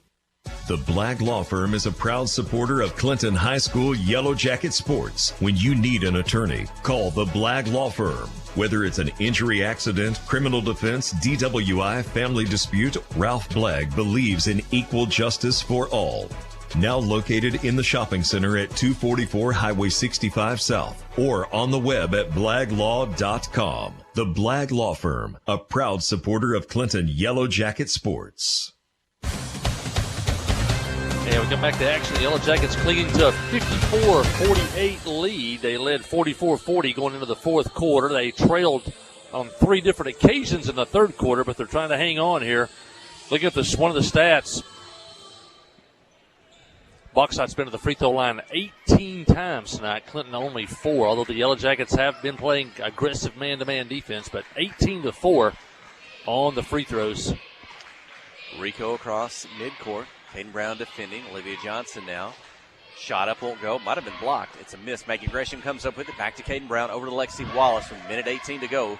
Clinton with the ball and the 6-point lead. 2 possessions. Need a good possession here. Try, if you have to get to the line, if you can. 1 basket, 1 point here would make it a 3-possession game. The Jackets trying Lexi to take Wallace, some time the kind off of ball the clock. hander. I think she could dribble out the shot clock if needed. If you're not going to foul, if you only got a single defender on her. Clinton's down to 10 seconds on the shot clock. Wallace has it back near midcourt, and Rico's going to reach in and commit the foul. Really a bad play by Bauxite. Jackets not in the 1-and-1. And that resets. The shot clock was down to 6 seconds. Now it's going to reset it at 35. To let that much time run off the clock before you commit that first down. Now they need to probably foul quickly. Brown with the ball. Little push from behind just to commit the foul and stop the clock. 47 seconds on the game clock. Third team foul. Still got 2 more to go. So Yellow Jackets, you know they're going to foul you. So right now you make sure you just get the ball inbounds and take care of it. But it's on the baseline behind the goal. Clinton's got a height advantage. Will they get it inside? They won't. It'll be to Gresham. They'll get it back to Wallace. And again, a little bit of keep away. Let's see if Bauxite wants to foul. Well, now they're not going to foul. Good timeout by Coach Post. It was 1:20 when this possession started. Now it's down to 36 seconds, and they still have 2 fouls to give. Jackets leading 54-48, and good timeout by Coach Post. The Yellow Jackets are kind of bottled up near midcourt. Jeff Hall was talking earlier about the shoes. People wearing all different kinds of shoes. In the old days, everybody wore the same shoe. I got this from Janet McDonald. Last year, Lexi Wallace forgot her shoes for a game, and Reese always carried a spare pair with her. They were pink. They were Kevin Durant shoes that she had worn in summer basketball. Lexi borrowed the pink shoes for that game and loved them. Her mom messaged me a few weeks ago wanting to buy them if I still had them, and we did. Hey. So the pink shoes on number 3 went from one Lady Yellow Jacket point guard to another. A legacy. How fitting, I wait till a break here. They get it inbounds. Johnson, head to Gresham. Maggie just wants to keep the ball, draw the foul. 30-20. So I've been here in the early season. I've wanted to give the Super Sophomore Award to Lexi Wallace or Olivia Johnson. Maybe like that. I always think of Reese McDonald, so I almost want to call it the Reese McDonald Super Sophomore Award. All-Stater, Reese McDonald in her 10th grade year. And maybe it's the shoes. Isn't that the old commercial? It's the shoes that Reese has handed down to Super Sophomore Lexi Wallace. Another foul by Bauxite. And this should send the Lady Yellow Jackets to the free throw line on the 5th team foul. 2 free throws for Katie Gifford. One shot here would be huge, making a 3-possession game. This possession started with 1 minute, 20 seconds to go in the game, and now there's 23 seconds. The Jackets took off 57 seconds, and now get to the line shooting a pair. Gifford misses the first, but it's still a 2-possession, 54-48 lead. And they're bringing in defenders, and Gracie Linville and Kaylin Lashley here, bringing in defenders here for Bauxite's next possession. Gifford's free throw misses. Rebound Bauxite, but we're down to 22 seconds. Clock running. Bauxite may have to hit a 3. I don't know if they got time to hit 2s, but they will drive. Rico will shoot. She'll miss. Linville with a rebound. Quick foul. We're down to 12 seconds, a 6-point lead. Linville to the free throw line for 2 free throws. Yeah, I need one here. Would probably ice this one away. You're not sure what Bauxite was doing there. They needed 6 points. They went inside, tried to get a 2. Down to 12 seconds here. And the senior, Gracie Linville, to the line, shooting a pair. And it's up and in, and that should do it. And the Lady Yellow Jackets. It hadn't been pretty tonight. It's been a struggle at sometimes, but when it's over, the Yellow Jackets are going to pick up a win and move on. Gracie in and out on the second. Long rebound. Chased down by Lashley. They get it back to Gracie. To midcourt at Wallace. 7 seconds. Let's see if Bauxite will foul. We're down to 4-3. That'll do it. Linville with the ball. The horn's going to sound. Clinton 55, Bauxite 48. Lady Yellow Jackets win on the road tonight to stay undefeated in conference play over the Lady Miners. 55-48, your final scores. The girls will walk across midcourt, shake hands, sportsmanship. Looks like they'll gather up at midcourt for a post-game prayer. Here come the Lady Yellow Jackets in the black jerseys. I heard them ask Coach Matthew Post tonight. Said, do we wear black or gold? We brought them both. And they wanted to wear black, and Coach Post said, you can wear black tonight. So they're in the black jerseys. Bauxite's going to join him for the post-game prayer in the white jerseys. If you're watching on the KHPQ Sports YouTube channel, the KHPQ Facebook page with Aaron Duhan, our video engineer, here from Bauxite, the post-game prayer. And that'll do it for the girls' game. We'll step away here for just a moment. We'll add up some final numbers. When we return, we'll name the first Arkansas Bank and Trust player of the game. You're listening to KHPQ and Clinton High School Sports. Adventure awaits, and with the all-new lineup of Chevrolets, those adventures can become reality. Jolie Chevrolet has the best lineup of cars, SUVs, and trucks ever. Why go from A to B when imagination can take you everywhere? And remember, when you need service work, Jolie's service department can keep your Chevrolet running like new. Make your best deal today at Jolie Chevrolet in Clinton. Find new roads in your new Chevy vehicle. Comrie Regional has been the community's hospital for 100 years, providing high-quality, compassionate care. As our community continues to grow, we're growing alongside you to ensure all your healthcare needs are met right here in Conway. When your family needs emergency care, you can trust our board-certified providers to provide you with the comprehensive care you deserve when you need it most. When you're facing an emergency, trust the care you'll find down the hallway, not down the highway. At Comrie Regional, we're not just growing, we're growing together.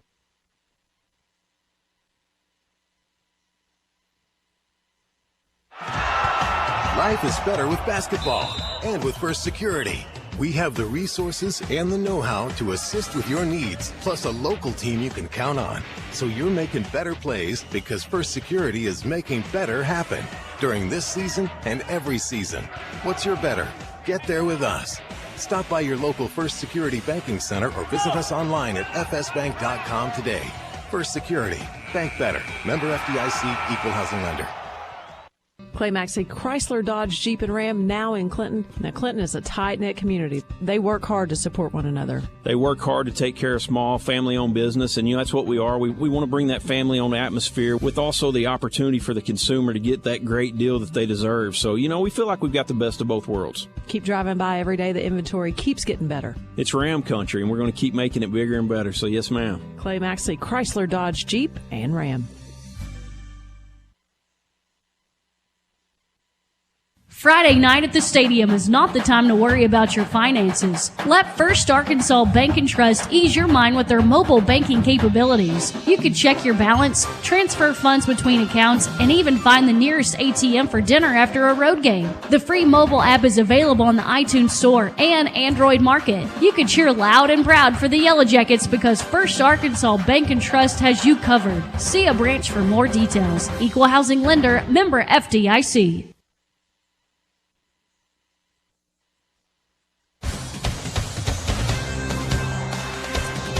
And back here, Dawson Arena on the campus of Bauxite High School. Lady Yellow Jackets pick up another win tonight. They win by a score of 55-48, but it wasn't easy tonight. There was a struggle along the way, but the Yellow Jackets will come away with the victory. They led 18-12 at the end of the first quarter, led 27-22 at the half, and then there was a dogfight in that third quarter as a lead changed hands 4 different times in the third quarter. There were no three-pointers made in the first half. There were 6 between the two teams in the third quarter. Bauxite hit 4, the Yellow Jackets hit 2, but the game was tied at 27 for the first time at 6:50. It was tied at 32 with 5:16 left in the third quarter.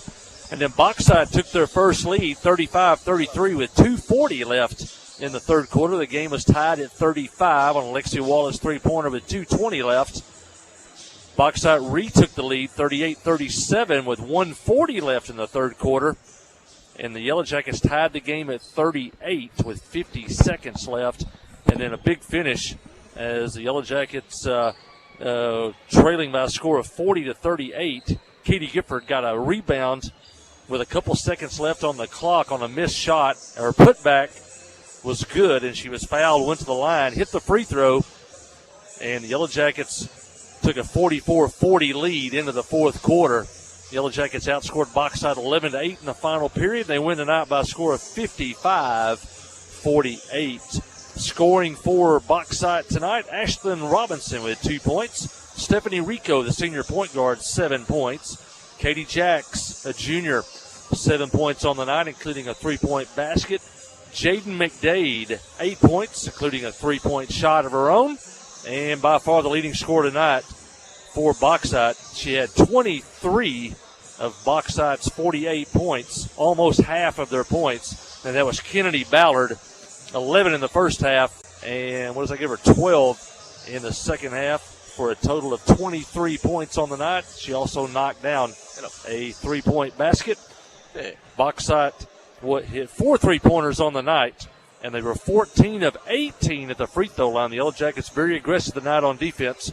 14 of 18, 78% tonight for Bauxite. For the Lady Yellow Jackets, they had 1, 2, 3, 4, 5, 6, 7 players to score tonight. Olivia Johnson, 2 points in the first half. Kaylin Lashley, 2 points. That's in the first half. Gracie Linville, only 3 points tonight, but it was a huge 3-pointer in that second half. Katie Gifford, the senior, with 5 points. Maggie Gresham, 6 points. She had to sit out almost a quarter in that second half due to foul trouble, but she does finish the night with 6 points. Caden Brown, the junior, a big night for Caden. 16 points. 10 of those in the second half when the Yellow Jackets needed it most. In fact, she had a 8-0 run at one point and 8 of 10. But Caden Brown with 16 points.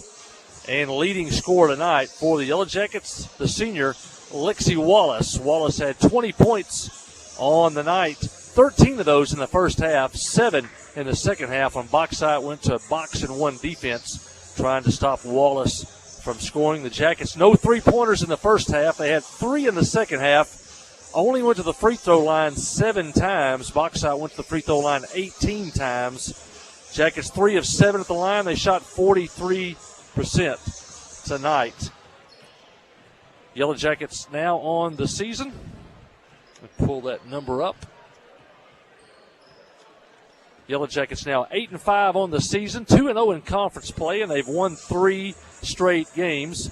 That is their 27th conference win in a row, dating back to 2021.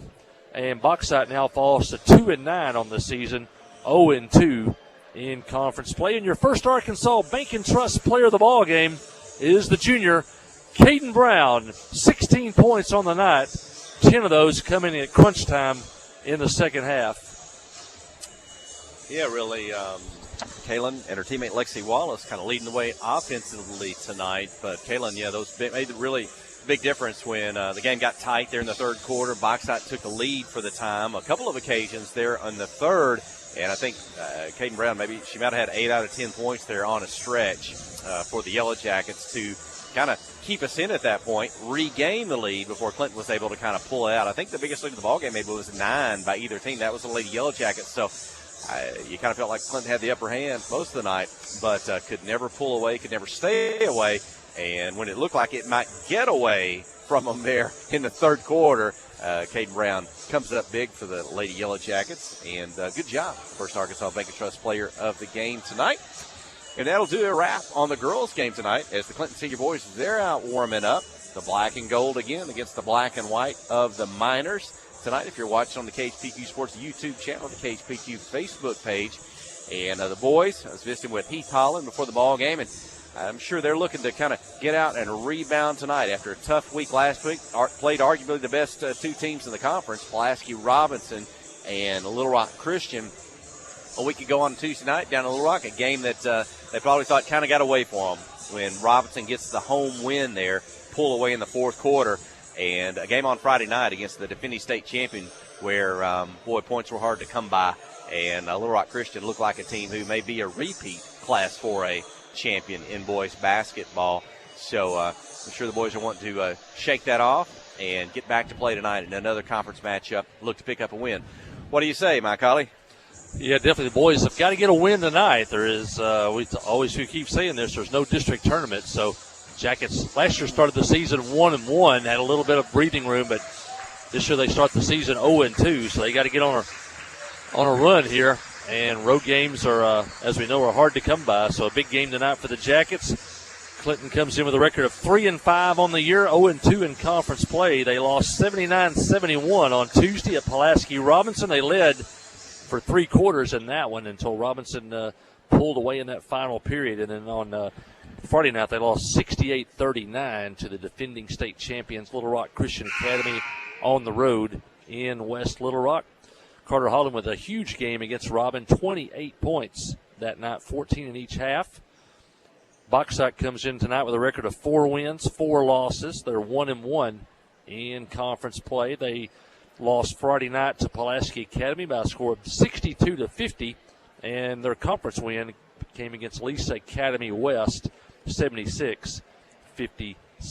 You look at the standings: Little Rock Christian Academy 2-0, Pulaski Academy 1-0, Lone Oak and Joe T. Robinson 2-0, Bauxite 1-1, and then it's Hall, Clinton, Heber Springs, and Lisa Academy West still looking for their first conference wins. These two teams played last year. The Yellow Jackets swept the season series last year.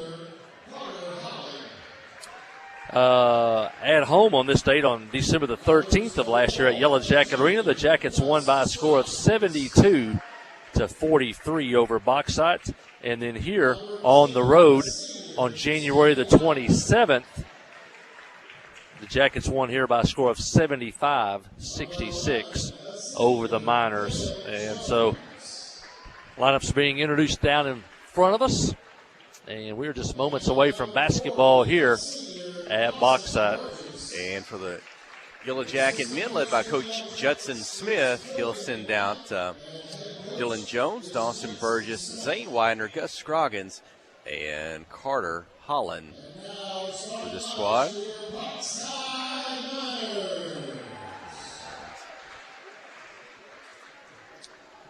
Look, Number 24, freshman, and we'll see. Yellow Jackets, sometimes they're tough to defend. Got good height on this year's squad. Got good athleticism. And we saw Clinton last year. The boys kind of got off to a slow start. Turned some football players into basketball players. And once they got rolling, they had a finished really strong there at the end through December. I think they won the Conway St. Joseph's tournament on the boys' side, finished well before Christmas, came back, played well in the after Christmas slate leading up to the district tournament and conference play, made it into the regional tournament. And I think this year's squad, they've just kind of reloaded as well. And Carter Holland, the leading scorer this year, only a junior, and doing so well. And you got Gus Scroggins, who we saw a three-point shooter from last year as a sophomore. He's a starter now as a junior. Zane Widener, I was telling Zane's mom, Miranda, on Saturday, Zane's he's even a better basketball player this year. I don't know when he had time to do it after his all-star football season, but she reminded me he played basketball during the summer on some of the top basketball teams with some of the top athletes in the state. So Zane's even better, not just a player who can take the ball to the rim inside, but he can shoot from the outside as well. Dawson Burgess, I think he's bulked up, he's strong. He doesn't play just inside either. He can shoot a three from the outside. And then you got Dylan Jones, who can kind of run the point, be the ball handler of this squad. You were talking, Mike Holly, some of that competition, the quickness, the speed that maybe defended him, that's going to make him a better ball handler as the season goes on. So first shot of the game won't go by Burgess. Rebound, Gus Scroggins, back to Jones. Widener in the corner. He fakes the drive. Back to Burgess. His three-pointer is up, won't go. Off the rim. Scroggins trying to keep it alive. Try to chase it down in the corner. He dives, goes out of bounds. Turnover to Bauxite. 7:34 here in the first quarter. Bauxite opening the zone defense. It's got a couple pretty good looks on a three there, and kind of like the senior girls off to a slow start shooting from the field. And Clinton in a man-to-man. Kyler Hensley no longer with us this year. Now, school at Washita Baptist had a big game here that night last season. Dribble to the basket. Up and in. The first points of the night go to Bauxite. An early 2-point lead. Widener on the dribble. In the corner for Burgess. Dribbles with his left hand. Back to Carter Holland. Long shot. Top of the key. Just short off the front of the rim. Rebound to Bauxite. Holland can score inside, outside, off the dribble, on the drive, pull up. He's a special basketball player. Three-point attempt by Bauxite won't go. Offside rebound. Zane Widener. Defense clears. Zane will bring it up. Over to Jones. Dylan behind the three-point line. Back to Zane. Left side. Defended by Mark Banks.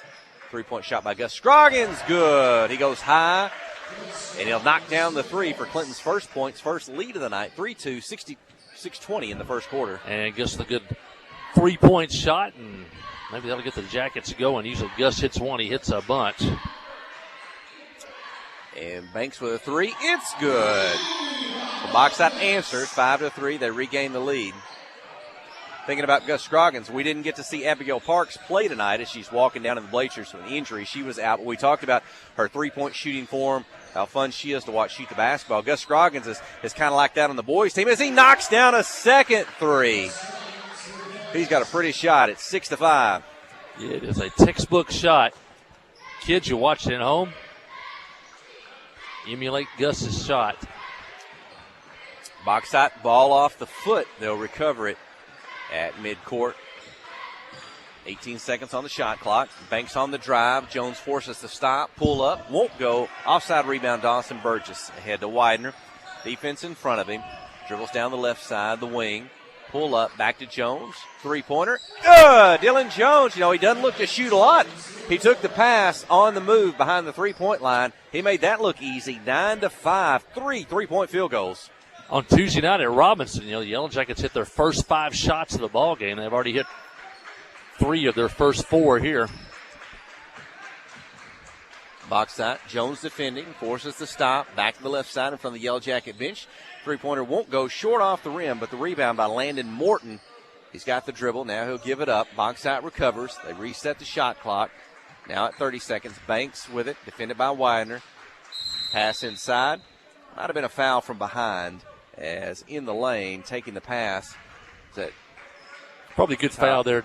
They posted Dylan down low. His kid he's guarding was about 6 inches taller there, so to catch it that low would have been hard to defend him, so force him to have to take it in, and it may turn it over. I think Widener, he might have got a hand on that ball, knocked it away to Holland, shot off the glass, good. A miss, a rebound, a miss. Widener gets it back, puts it up, a miss, tipped. Zane gets it. He's in the lane still. Hands it to Gus Scroggins. Off the glass, good. Gus has 8 of the 11.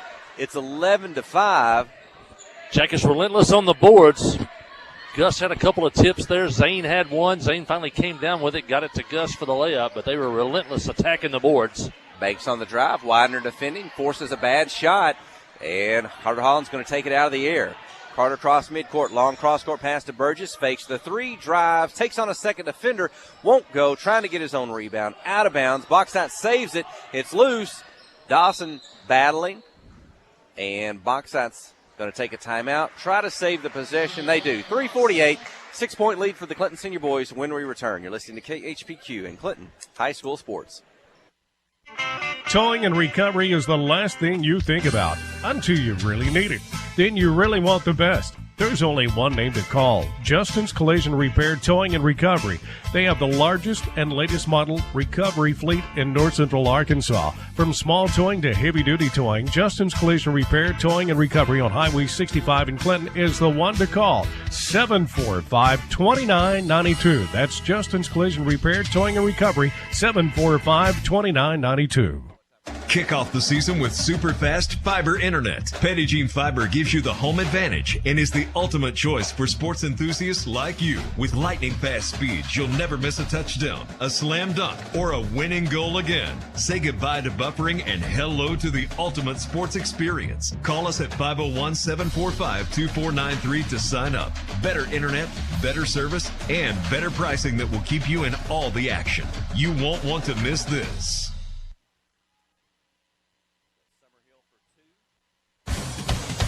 Down the floor. Oh, now we're back. Couldn't hear there for a moment. But Carter Holland for 2. Clinton quickly answers, 13-7. Carter's first 2 of the night.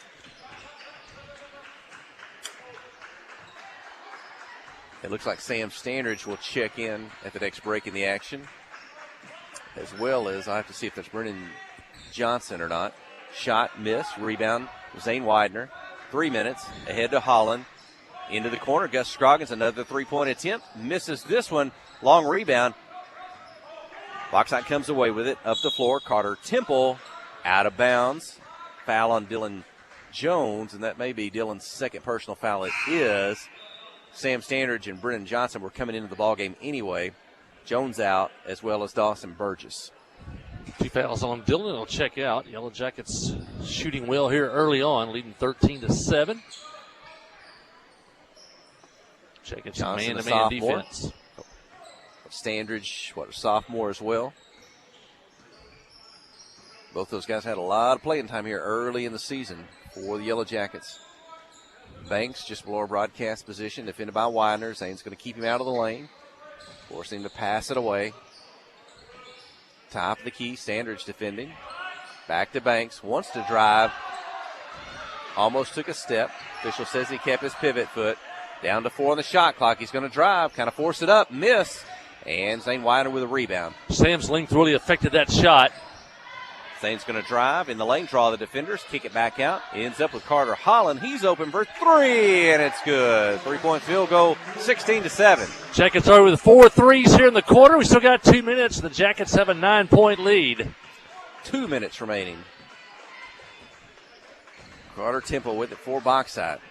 They're going to try to set a play. He dribbles Sam now over the right. matched up on Summerhill. Summerhill 4 points here early on. Sam now has the height advantage on Summerhill. 10 seconds on the shot clock. Temple, 3-point attempt, won't go. And rebound to Widener. Johnson kept it alive by tipping it away from a box-side player. Good play by the sophomore Brendan Johnson.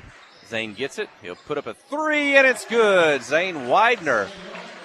Again, if you watch Zane Widener last year, he could take it to the basket, take it to the rim. That's what he looked to do. This year, he's kind of added that 3-point shot, that kind of jumper from the outside, and timely 3. Is that the 5th of the quarter for the Yellow Jackets? Yeah, I hadn't seen the stats, but Zane may already have more threes this season than he had all of last year. 19-7, and bad pass, knocked away. Zane comes up with it. 58 seconds, first quarter, a 12-point lead. Sam Standridge with it. Back to Holland. A little bit of a fake, takes his defender, drives the lane, takes on a second, wraps the ball around him, gets it up. It's going to roll around the rim, drop through. He's fouled, a chance at a three-point play. That's a highlight reel right there. Sam changes hands, or check that, Carter changes hands, drives down the lane, finger roll, rolls around the rim and falls in, and he'll head to the free throw line. The Jackets now with a 14-point lead. And Carter's free throw in and out. It won't go. 42 seconds. I was talking to Carter Holland's parents before the ball game, Heath and Katie Holland. Three-point attempt by Boxite. Good. 21-10 as the basket by Landon Morton. So they film the games. They got an iPad or something set up, and they watch the games so they can go over those. Carter, he said they go home at night, though, and they watch the KHPQ YouTube replay from the archive. They like watching the game again, getting to listen to us as we get to talk to them. So that's fun. Carter Holland out near midcourt. Kind of go one-on-one against the defender. Draws a second. He'll divvy it off to Brennan Johnson, and his pass going to get away. 4 seconds. 3. Box out with across midcourt. Zane pokes it away. He'll have a 3 at the buzzer. It won't go, but a big first quarter by the Yellow Jackets. 5 3-point field goals. They got a 21-10 lead after one. Here from Bauxite. Stay with us. You're listening to KHPQ in Clinton High School Sports. Steve Good at Goods Cash Savers says you can learn a lot about life by playing sports. You may never be the biggest or the fastest, but you can always try to be the very best and give 100%. And that's what they do every day at Goods Cash Saver. Even though they don't have the biggest building, they try to have every item that you might need in groceries. They also overachieve every day in their meat department. So when you're looking for a place to shop, give Goods Cash Saver a try. A supermarket that cares about you and your community and says, go Yellow Jackets. Wherever the river flows and however the game goes. The River Company is a proud sponsor of Clinton Yellow Jacket Sports. Just like in sports, you want someone who has your back, the professional team at the River Company Insurance does just that. They'll work hard to find you the most coverage at the best possible price. Whether it's business, farm, ranch, personal, or automotive, the team at the River Company will get you exactly what you need. Sports is a team effort, so come join the team at the River, formerly S&P Insurance. Jackets outscored Bauxite 10-5 over the final 4 minutes of that first quarter. They lead 21-10 here as we head into the second stanza. Carter Holland leading the Jackets right now with 7 points. Oh, check that. Gus Scroggins has 8. Carter Holland has 7. Zane Widener with 3. Dylan Johnson 3. And as Jeff said, 5 3-pointers in that first quarter. Bauxite opens up the second quarter with the basketball. Jonathan Blackman over to Carter Temple. Those two guys trying to play pass and catch, but closely guarded by Sam Sandridge. Dawson Burgess. They're having a tough time. Blackman on the drive. Ball knocked loose. Burgess has it. Pass ahead to Standridge. Catches. He's on the right side. Defenders in front of him. Back to Holland behind the three-point line. Shot up. Won't go. High off the back of the rim. Dawson Burgess with it. He's got the rebound. Back behind the three-point line. Back to Holland on the drive. Gets the defender up. Carter won't get the shot to fall, but he'll draw the foul and go to the free throw line. Yeah, good job as that rebound. Dawson kept the rebound alive, got it to the corner, and then Carter Holland, as the coaches now say, dove to the basket, is cutting down that lane, that dive cut.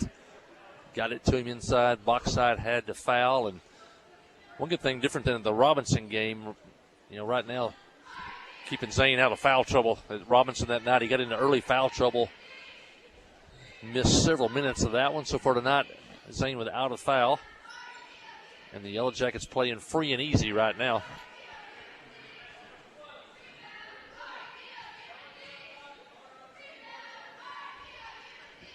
And the first free throw up and in by Carter Holland. 22-10 is the Yellow Jacket lead.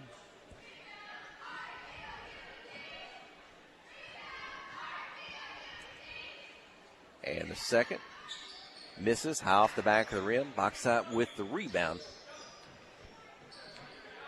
Clinton, a little bit of free throws. Had some games maybe where they probably maybe could have, would have, should have thought they could have made some more free throws, but see how tonight plays out in this one. But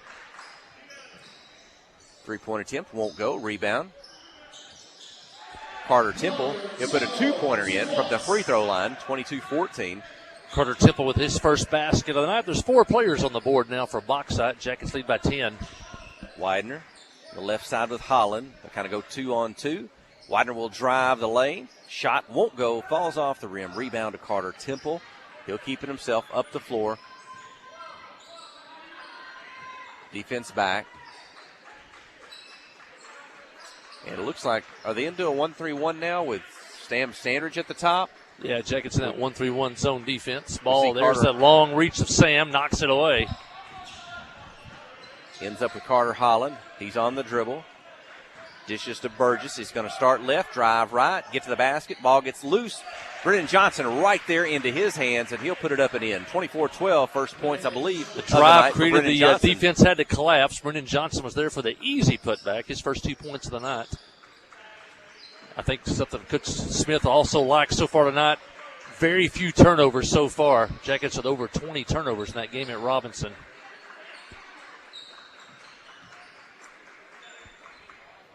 Three-point attempt by Jonathan Blackman. Misses. Johnson with a rebound.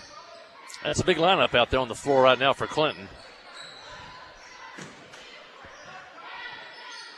Widener on the drive baseline. Forced out, but he gets it into Johnson right there off the glass. Johnson making it look easy. Back-to-back baskets. 26-12. Biggest lead of the night for Clinton. Zane beat his man, but he's behind the backboard, but that created basically a 5-on-4 situation, and Johnson was wide open for the lay-in. Jackets now by 14. Two seniors, two sophomores, a junior for Coach Judson Smith. A shot and a miss. Zane Widener with the rebound. He's got another one. He's got a lot of defensive rebounds tonight. Does Widener. Burgess takes a step, fakes, drives the baseline. Ball gets loose. Needs to save it, but instead he's out of bounds. And it goes to box out with 4:56 remaining in the second quarter. Clinton 26, Miners 12. Gus Scroggins return. Carter Holland going to get a breather. Jackets done a good job on the boards tonight, too. It's pretty much been one and done on box side's end of the floor. Scroggins had that good start to the ball game. 2 3-pointers and a 2, 8 points. He's back in. It's the son of Allison and Ed Scroggins. I see Allison, and I see they're down to the left of us watching the basketball game tonight. 3-point shot by box out. Won't go. Dawson Burgess with a rebound. Over to Zane Widener. Zane with a left hand, right hand across midcourt. Fake right, drive into the lane, shot off the glass, won't go, rebound box side. Had a nice move to get it to the basket. Just couldn't get it to drop through.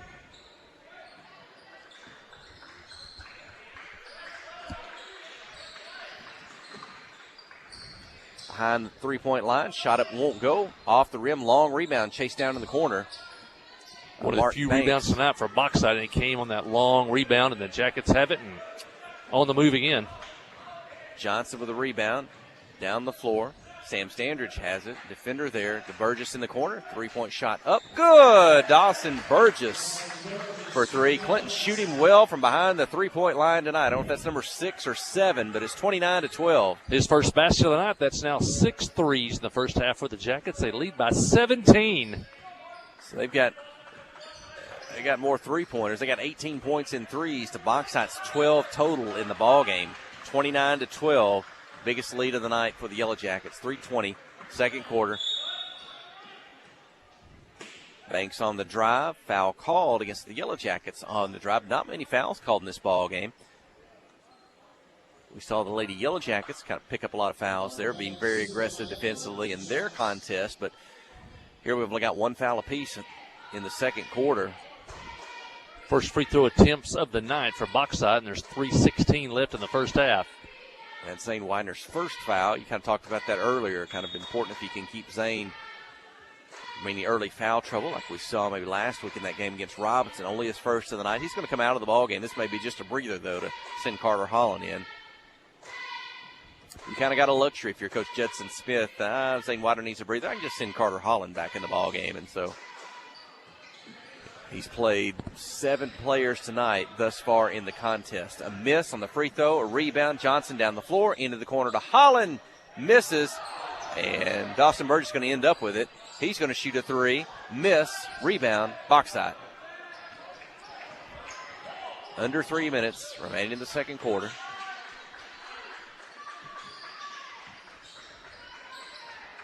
That's Summerhill. He's kind of scoring is slowed down. They put a little bit taller defenders on him here. Clinton back to a man-to-man. For a moment, they were in a 1-3-1 zone defense. Banks with a two-pointer, 29-14. Holland on the drive. Defender on his hip. Pokes it away forward. Box out comes with long pass down the floor. Scroggins back to defend. Off the glass. Good. Nice finish by Carter Temple. Back-to-back field goals, 29-16. Yeah, it's been a long time since Bauxite's had back-to-back baskets. Jackets still lead by 13. Sam Sanders behind the back on a defender. He's going to take it all the way off the glass. Wow. A little bit too hard at the end. Bauxite with a rebound. A little body contact at the end of that one. He was forced to the left. So could Bauxite get 3 field goals in a row? Drive blocked by Burgess, out of bounds. Keep it with the Miners. Good block by Burgess, just in front of the Clinton cheer squad. Caden Brown, Hannah Mooney. Bauxite from the baseline, behind the basket. Bounce pass, Banks on the move inside. 2 defenders, high off the glass. Won't go. Johnson with a rebound. He's got a couple of rebounds, a couple of baskets, does Brennan Johnson. Quickly into the corner. Gus Scroggins in and out. 3 won't go. Banks with a rebound. A minute 45, 29-16. Jackets have missed their last 3 3-point attempts.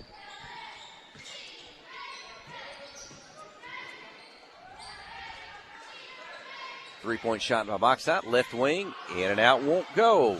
Burgess with a rebound. Over Jackets to Holland. continue to dominate the boards. Carter back. Hands it off to Dawson behind the three-point line. Shot won't go. Gus trying to keep it alive. Ends up with Carter Temple. 29-16, the Yellow Jacket lead. Inside. Shot up won't go. Temple got it back. He'll end up with 2 free throws. Coach Judson Smith saw something he didn't like.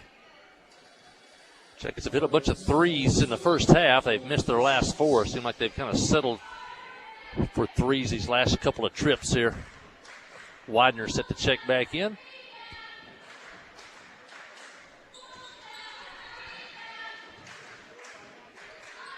Five points now for Temple. Lead back to 13. Has been as many as 17, I believe.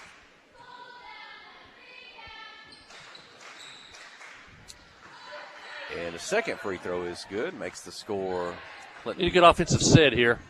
Don't let Bauxite get back in single digits before the half. Jackets leading by 11. 1 minute remaining. Widener on the dribble, right, left, into the lane, floats it up and in. Zane Widener, 31-18. Yeah, Jackets got to the basket that time, and it was easy. Widener, Scroggins, Brennan Johnson. 2-point attempt just in front of the three-point line. Won't go. Scroggins with the offside rebound. Over to Widener. 37 seconds. Second quarter. Long pass down the floor to Holland. Whips it cross court to Scroggins for 3. It's up short off the rim. Widener tries to chase it down going out of bounds, but it belongs to Bauxite. Need a defensive stop right here. Jackets by 13 with 30 seconds left. You'd like to get a stop here and get into half no worse than up 13, maybe more.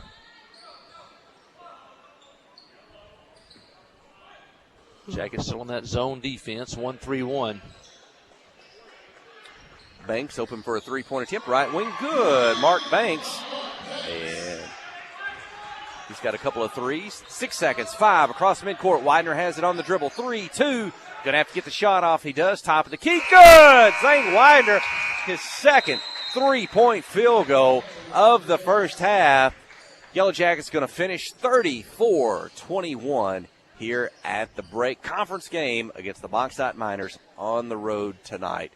We'll take a short break. Stay with us. You're listening to KHPQ and Clinton High School Sports. Tonight's game is brought to you in part by these fine Yellow Jacket boosters, by Clinton Drug, by Pistole Gun and Pawn, by ALA Beauty, Robertson Real Estate and Auctioneer Incorporated, by Clinton Physical Therapy and Fitness, by Ryan's Main Street Grill, Sun Gas Propane, Moix RV, and Judy King School of Dance. These fine boosters help bring you tonight's Yellow Jacket coverage. Conway Regional has been the community's hospital for more than 100 years, providing high-quality, compassionate care. As our community continues to grow, we're growing alongside you to ensure all your healthcare needs are met right here in Conway. Our board-certified interventional cardiologists, specialized team, and innovative cardiovascular technology are here to provide the comprehensive care you deserve when you need it most. So when you're facing a heart emergency, trust the care you'll find down the hallway, not down the highway.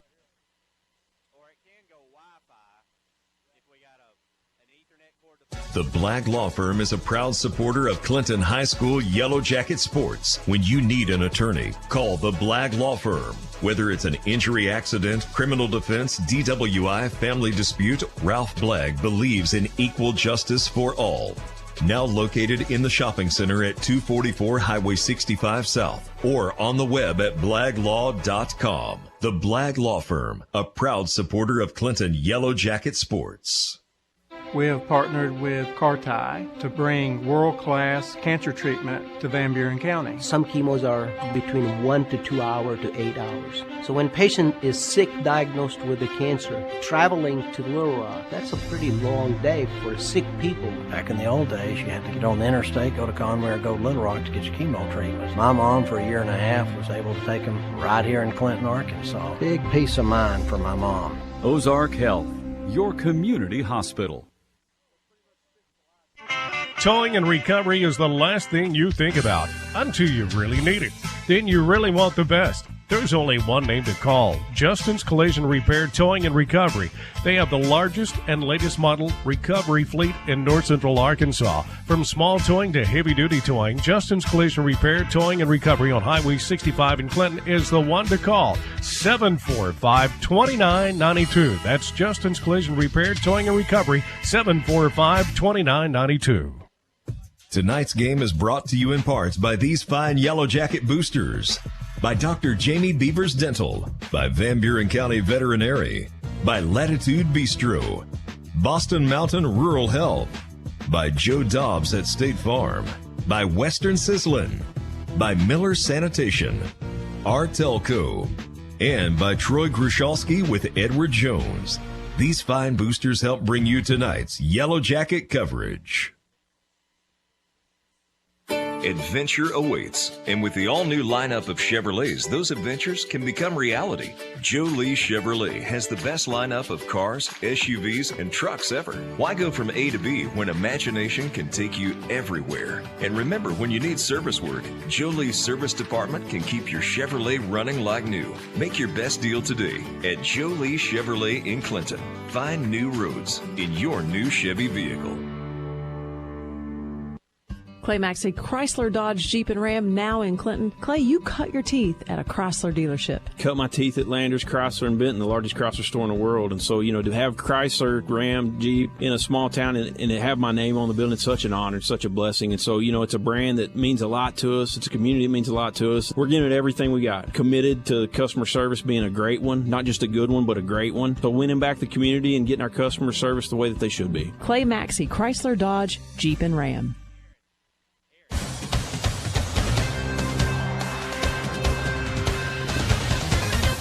We're live from Boxside. Hey, Mike Holly. Hey, Bruce, Patty, or Brandon, stay up here. You're on camera. So our good friends, the Bocanees, and if you folks have been coming to Clinton football games and basketball games, you've seen the Bocanees for years, and it's special tonight coming to Boxside because this is where they used to live, and Brandon.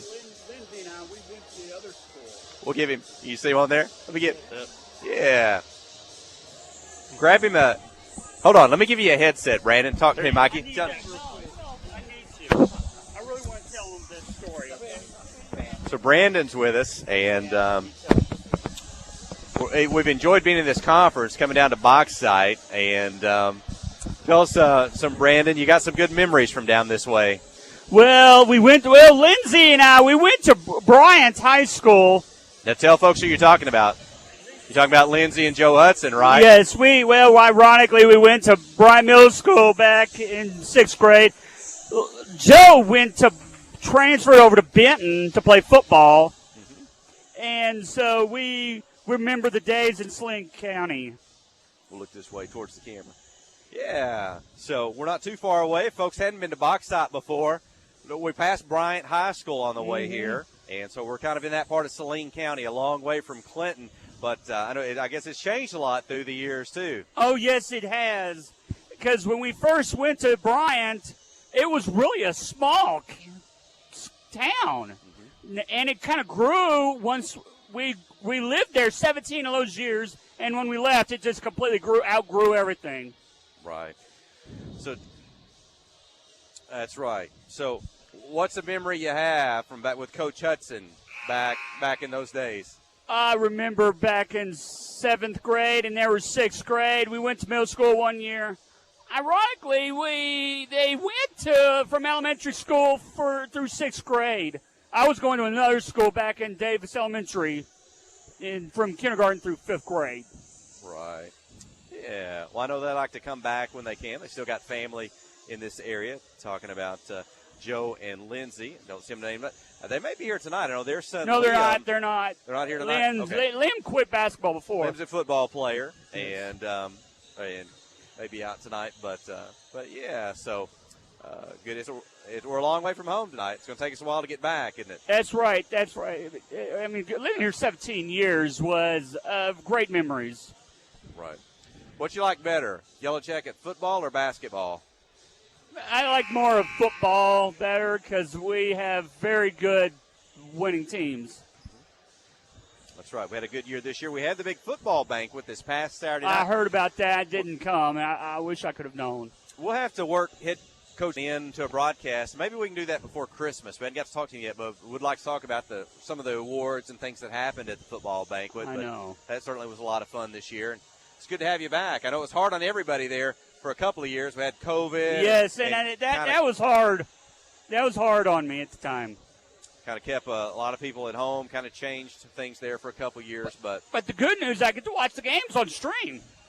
That's right. And yeah, thank the Sid King in the studio. Got the live stream all going up. Aaron Duhan's running the camera this year. And so probably got a lot of folks watching back at home last night that weren't able to make the trip tonight. Yes. As a matter of fact, a lot of people forget, there's another school called Benton Harmony Grove where my little cousin goes to. And my old high school coach who's here, he's retired now, but he does stuff here. That's right. Played them in our football conference, didn't we? Benton Harmony Grove. So, well, thanks. That's Brandon Bokeny. His parents, I forgot Patty to mention to tell you that our principal went here, too. Oh, you're talking about? Smith, yes. Tim Smith? Yes. Hey, so a lot of familiarity with down here. So it is very familiar. Ooh. It's very familiar. And a hard fall. Well, thanks, Brandon Bokeny, for talking to us. Let's try to cheer these boys on to a win. I hope so, and have a good, successful homecoming. Yeah. Well, 34-21 as we start the second half. Yellow Jackets in the lead. They led the entirety of the first half. And on the floor, Dylan Jones coming back. He picked up 2 early fouls, sat out most of the first half after that. He's joined by Carter Holland, Zane Widener, Dawson Burgess, and Gus Scroggins. Yeah, we'll try to catch up on those first half stats. We get a chance here. There were some big numbers for the Yellow Jackets. And Bachsot on the drive, going to draw a foul to the free throw line. We'll go Charlotte. No. Jackets lead 34-21. Yep. Carter Holland, 8 points in the first half. Zane Widener, 8 points. Gus Scroggins, 8 points. Jackets hit 7 threes in the first half. Went 1 for 3 at the free throw line. Also, Brendan Johnson with 4 points. Dylan Jones with 3 points. And Dawson Burgess had 3 for the Yellow Jackets. Free throw up and in by Charlie Rogers. 34-22, the Yellow Jacket lead.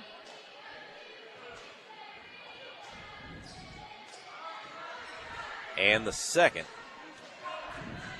is good as well. 2 good things in the first half. Yellow Jackets shot the 3-ball well. Did great job rebounding the basketball, and I only had them for about 3 or 4 first half turnovers.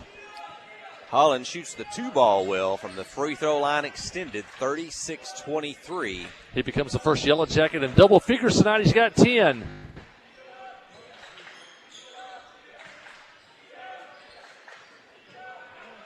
And ball gets loose inside. Zane Widener comes up with it. It's been big defensively. Rebounds tonight. Comes away with it. Pass inside to Holland.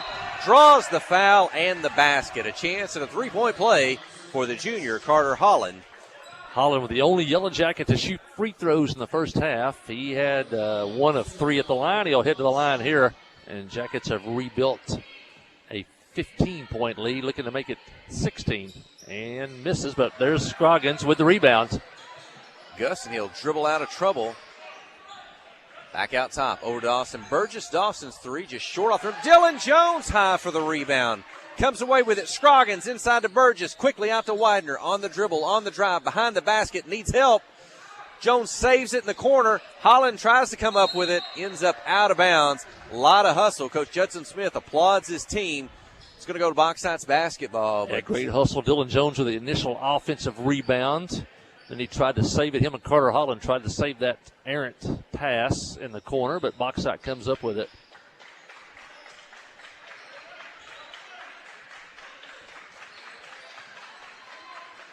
Out front, fake the three, dribble down, pull up just outside the lane. Shot won't go. Burgess with the rebound. 38-23. Hands it off to Widener. Back to Burgess, fakes the three, in the lane. Three defenders, up and in. Dawson Burgess, 40-23. I believe that may be the biggest lead of the night for the Yellow Jacket senior boys. 6 minutes remaining in the third quarter. Runner, floater in the lane, one-hander, up, won't go. Rebound Burgess, said it in the first half. Bauxite's only getting one shot. Defensive board's big for tonight for Clinton. Scroggins drives the baseline, back out high to Burgess. His three is up, won't go. Rebound goes to Bauxite. Carter Temple. Sam Standridge, Brennan Johnson ready to check into the ball game at the next break. Jackets in no foul trouble tonight. Clinton's in a man-to-man defense. Post up down low. Turnaround shot, miss. Carter Holland with the rebound. Keeping himself across midcourt, into the corner to Burgess. Defender there. He's going to drive the baseline, put it up. 2-point attempt, misses. Offside rebound to Bauxite. 5 minutes remaining, third quarter. Clinton 40, Bauxite 23. I'm Jeff Hall. My colleague joins me. Kelsey Roberts, our studio engineer. Aaron Duhan is our video engineer on the KHPQ Sports YouTube channel, the KHPQ Facebook page. Pretty two-point shot by Carter Temple, 40-25. Temple's got 8, and the lead is 15. Dylan Jones drive the lane and lay it up and in. He had a couple defenders. He beat them. Jones, boy, Dylan got a quick first step. Yeah. Jones with 5, and the Yellow Jackets now lead by 17. Chooses his opportunities. He had one in the first half, there in the second. Back to a 17-point lead, a miss and a rebound. Carter Holland, pass ahead, knocked out of bounds into the head of Ryston Venable on that Yellow Jacket bench. Substitution, Johnson in, Standridge in, Burgess out, and a couple sophomores check in, and Sam Standridge and Brendan Johnson. Jackets with 2 seniors, a junior, and 2 sophomores on the floor, and a lot of size out there. Into the corner, Standridge bounce pass to Scroggins. He'll post up, draw a second defender, but his shot's blocked by Temple, and Banks will take it out of the air. Cross midcourt, Widener defending. Get in the lane, acrobatic shot, but it won't fall. Brennan Johnson with a rebound. Had a couple of rebounds in the first half. Had a couple of field goals. Into the corner, Standridge, catch and shoot 3, won't go off the rim. Bauxite able to save it inbounds, get the possession. Going the other way across midcourt. Jonathan Blackman with it. Over to Banks on the left wing. Kind of wanting to come off a screen. He'll get the shot up. Scroggins steps up to defend. Officials said he made some contact with the shooting arm of Mark Banks. Count the basket. A free throw to come. 42-27 is the Yellow Jacket lead. Banks the first minor in double figures. He's got 10. 0 for 2 at the line as he tries to finish off the old-fashioned three-point play.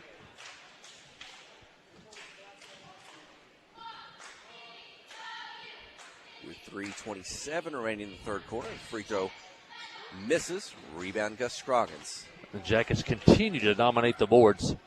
Pass ahead to Widener to Johnson. He's behind the defense. And Brennan Johnson puts it up and in, I believe, with a left hand. So 6 points for Johnson, 44-27. Good job by Brennan to kind of corral that loose ball on the pass. And then he had a tough angle went up and touched it softly off the glass. Standards defending. Temple takes it behind the basket, passes it back out in front. Off the glass, good for Charlie Rogers. So the team's trading baskets. Down the floor, standing. Dwight in transition. Wants to go for the dunk. And I believe he's fouled. And that'll send Zane Widener to the free throw line. 44-29. He may have fooled the official on that one. We had a pretty good look there. I think Zane might have caught. He was kind of in between on whether to dunk it or not. He took off a little early, caught part of the rim, and I think that's what made him maybe fall to the floor. I didn't see a whole lot of body contact, but the official thought he was hit. Sent him to the line, and Zane hits the first one.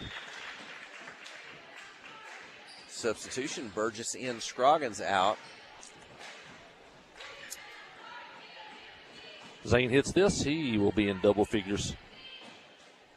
There weren't many highlights in the loss against defending state champion Little Rock Christian on Friday night. You might could say Zane Widener's dunk in that game was the highlight. I was talking to Heath Holland before the ball game. He said he's got it on video. But Zane was out on the wing. He drove it to the basket untouched, kind of split everyone and dunked it. He goes 1 for 2 at the line. The lead is 46-29. Bauxite trying to set screens against the Yellow Jackets 1-3-1 zone. You don't see a lot of zoning against zones, or check that, screening against zones. Blackman drives trying to do. He hangs in the air until he can draw the foul. It's a shooting foul. He'll go to the line for 2. As he makes the first. You know, we didn't really get a chance to talk football yet. I hope we can get head coach Chris Dufresne on the radio maybe before the Christmas break if it works out. Let's throw out one little teaser from the football banquet. Since we're here at Bauxite, head coach Chris Dufresne said, the coaches meet after the season to vote for all conference and all state. Hold that for just a moment. Dylan Jones on the drive, into the corner. Brennan Johnson for 3. It's up, won't go. Rebound out of bounds. The coaches get together. He said, there were a couple of Arkansas Razorback commits in the conference play this year. One of those guys from here from Bauxite who had 7 touchdowns against the Yellow Jackets or 6? Marcus Wimberly. And then you had the Razorback commit, the quarterback for Central Arkansas Christian. He said, you know who the conference coaches voted the number 1 player, all-state player in all the conference for this season? Foul on the floor. He said it was Zane Widener. Voted number 1 player in the conference. He can go to the All-Star football game if he wants to in the summer. Yeah, that's quite a compliment. You had Marcus Wimberly, was an Arkansas commit. Now he's opened up his recruiting again, but he may end up at Arkansas. And then Grayson Ward, the quarterback at Central Arkansas Christian, a junior, a commitment for the Razorbacks. And but Zane Widener selected by the coaches as the number 1 player in the conference. Shot up won't go. Burgess with the rebound, misses. Sam Standards tries to follow, and I believe Sam was fouled. He'll go to the free throw line. 46-30, a minute 55 in the third quarter.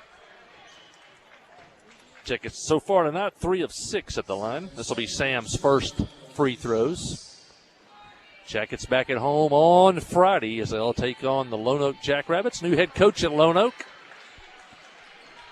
Coach there moved on, and he's the new assistant coach at Harding University. They had for the first time in almost 30 years, Jeff Morgan stepped down as the longtime coach at Harding University to continue to be the athletic director. Misses the free throw. Brennan Johnson on the drive. Good footwork. He gets in the air, draws the foul, and Johnson will go to the free throw line with a minute 52 to go in the third quarter. And so the coach at Lone Oak, a former Harding player, got the call, went back home, be the assistant coach. Johnson with the first. It's hard not to think. I think you and I had the same thought earlier as we drive on the campus of Bauxite, the miners. I think we saw the minefields around us on the way here.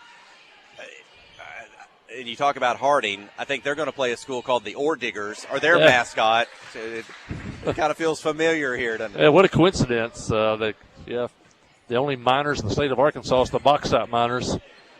And Harding's going to play for the national championship on Saturday against the Colorado School of Mines, MINES, Ore Diggers. And it is a elite engineering school. 27 of their players have already graduated and working on their master's degrees while playing football. Great hustle by Carter Holland if you're watching on TV.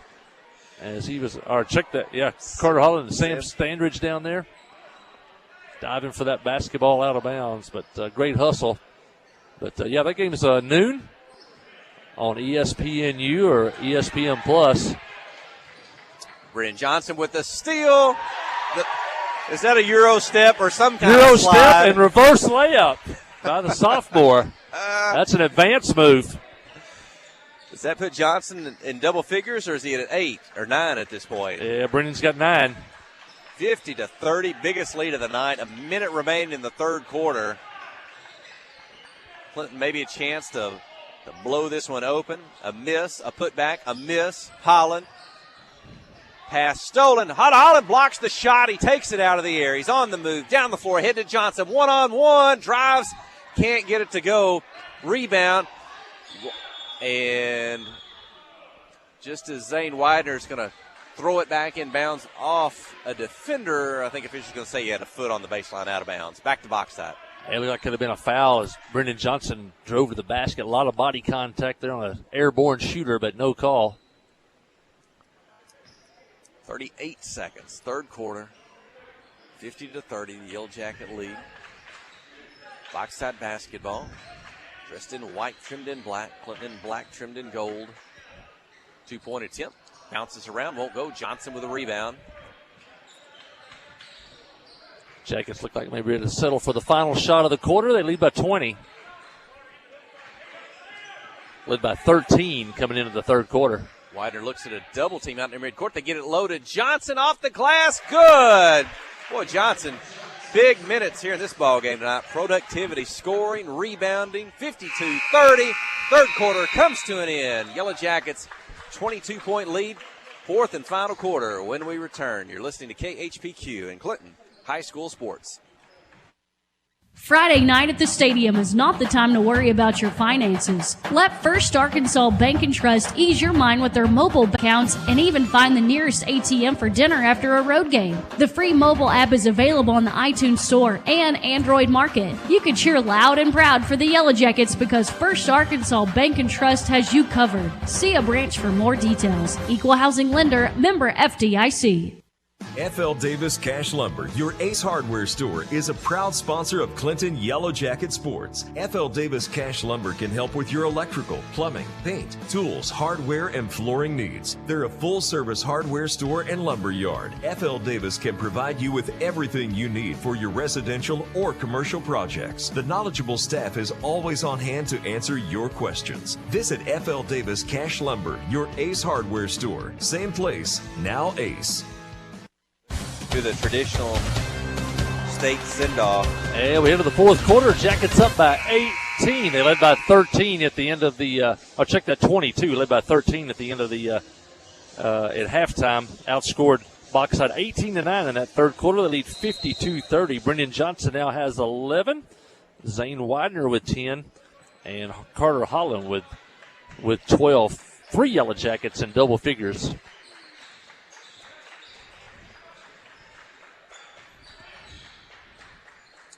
Banks to Temple.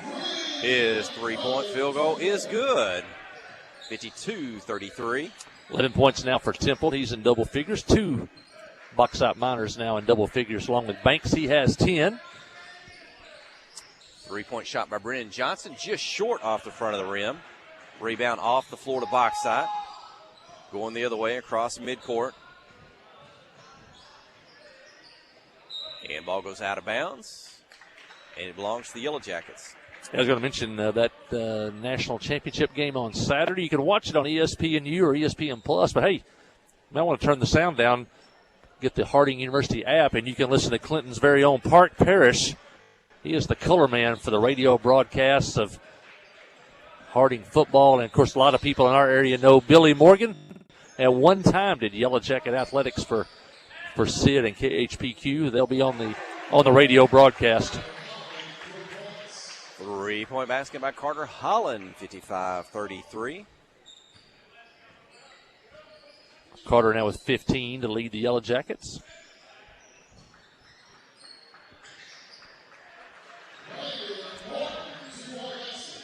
Two-pointer. Morton's got 5. You got Widener, Holland, Burgess, Johnson and Standridge on the floor for the Yellow Jackets. And Looks you're like seeing Bauxite out of the zone defense and now playing man-to-man. Dylan Jones and Gus Scroggins set to check in. Hollins going to drive the lane, kind of spin right, left, finish well. 2 points, 57-35. Yeah, the Yellow Jackets may feast now on this Bauxite defense. Not sure how many of those Miners can guard the Yellow Jackets in a one-on-one situation.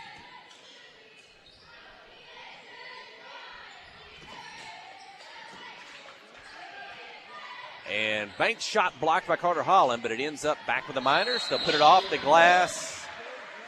Basket good. And there may have been a foul called, a chance for a free throw and a three-point play. Also want to mention tomorrow we got another state Final Four competition tomorrow going on when the Clinton Esports team, they're going to head down to Hendricks tomorrow. The Super Smash Brothers, they've made it, I believe, to the Final Four in esports. That's all schools, all classifications, all sizes across the state that participate in esports, video gaming, that type thing. And they'll be playing tomorrow in that. They're going to have a send-off in the morning. You can get college scholarships in that now. Even at the like Power 5 SEC level, you can get college scholarships. And D.L. Webb's son, I believe he's on part tennis scholarship, and he also participates in esports in college in Iowa. So it's a growing sport. The kids are already playing esports at home, so it's monitored, I think, now by the Arkansas Activities Association. Oh, what an inbounds play. Scroggins. That was a set play. A lob pass up to Carter Holland, who tapped it right back to Gus Scroggins for the layup. Now Gus has 10. 4 players in double figures now for the Jackets. A miss, a rebound by Zane Widener across midcourt. 2 defenders in front. Oh, Zane, he wanted to windmill dunk that one hard, and it got blocked as he was in the air. I don't know if that's a windmill or a tomahawk. I may mess up my dunk terminology, but it's blocked. It belongs to the Yellow Jackets. Zane must be feeling it. I think he took off not far from the free throw line on that one, but now he's on the dribble behind the three-point line. Bounce pass to Carter Holland. Reach-in foul for Bauxite. 5:20 remaining. 59-38 the score. As they now rounding into basketball shape after coming off the football season, where he gained over 1,500 yards this year. Scored like 230 points in a single season. Dawson Burgess recovers the ball out near midcourt. Back to Widener behind the three-point line. Jonathan Blackman defending. Going to knock the ball out of bounds. Keep it with the Yellow Jackets just below our broadcast position.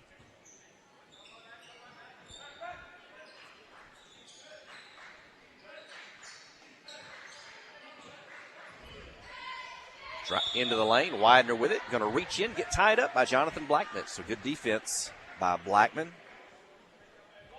And alternate possession belongs to the Yellow Jackets behind the basket along the baseline. Inbound the ball. On the move, Burgess to the basket, puts it off the glass good. 61-38, the Clinton lead. Another good inbounds play for Coach Smith, and 7 now points for Burgess. And I think that ball hit the shot clock. We talked about that, the esports Final Four tomorrow. That's Aiden Gabe, Caleb Miller, and Canyon Weary are your 3 participants in that. I mean, they've defeated schools from Northwest Arkansas, from Little Rock. They've participated in the John Brown University tournament. I think they were in a tournament, might have been at the University of Arkansas. Final Four, all classifications across the state. That's Aiden Gabe, Caleb Miller, and Canyon Weary tomorrow. So when you hear the sirens going, I don't know if it'll be D.L. Webb or Jason Lynch or somebody. That's that crew heading off to Hendricks for that competition. Shot up, won't go. Zane Widener with it down the floor ahead to Gus Scroggins. He'll put it off the glass. Good. 63-38. 4:20 remaining. Good lead pass by Widener. And Scroggins has 12. And Yellow Jackets start to clear the bench now. We did have a junior varsity game tonight before this one. That was back at 5 o'clock. So some of the guys got to play in that one. Looks like some of them are going to return. Dawson Burgess drives. Just finger rolls it, lays it up over the front of the rim. 65-38. Dawson with 9. One more point here. The Yellow Jackets could have 5 players in double figures. Three-point shot won't go. Gus Scroggins has it. Back to Burgess. Will he get a chance here? Hard on Holland for three. Won't go. Rebound. Burgess, and he'll knock it off a Minor out of bounds. It belongs to the Yellow Jackets. And here we go. A 5-for-5 substitution for Coach Judden Smith. Here comes Brody Dufran. Sam Standridge returns. Brennan Johnson returns. Colton Warren in for the first time tonight, along with Bryson Venable in for the first time. With 3:41 to go, 65-38 the lead. Yeah, these guys also got some time in the JV game. You can play 5 quarters in one day, so they're okay to play here in the final quarter of this one. Bounce past Johnson. Gets around a defender and off the glass. That was a pretty basketball move by Brennan Johnson. He's in double figures now, isn't he? Yeah, 13 for Brendan. 67-38. What if his mom, Dina Cooper, is here tonight? She's usually at the ball games. Hadn't got a chance to see from her broadcast position. Johnson's got it. He's down the floor. One-handed dish across the lane. Standridge with it. Sam spins. He's got defenders around him, and he's going to end up with a travel, turnover. And Will Alexander going to check in for the first time tonight as Brennan Johnson will leave. Yeah, Will had a couple of threes in that JV game. He got a really good shot. We've seen him hit some of those earlier this season. That's the younger brother of Zach Alexander from just a few years ago, from the Yellow Jacket boys basketball team. Or maybe he's the older brother of Katie Grace Alexander. Folks may know Katie Grace. KG. She may, of all the three, it may be Katie Grace who has the most name recognition. Let's see. And Will also plays on the tennis team. Here comes Reese Will's dad. There's always so many connections. Will's dad's a former Harding University Bison wide receiver.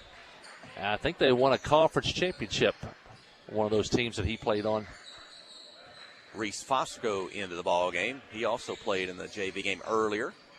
To Warren in the corner, whips it out to Venable. Bryson off the football team. He was a fullback. Yellow Jackets this year. Alexander on the drive. Couple defenders off the glass. Misses. Fosco, the putback, misses. Warren knocked out of his hands. It goes out of bounds. Belongs to the box side with 2:15 to go. 67-38. Box side trying to get their reserves in the ball game too. Still got about 5 on the end of the bench that haven't got in for box side.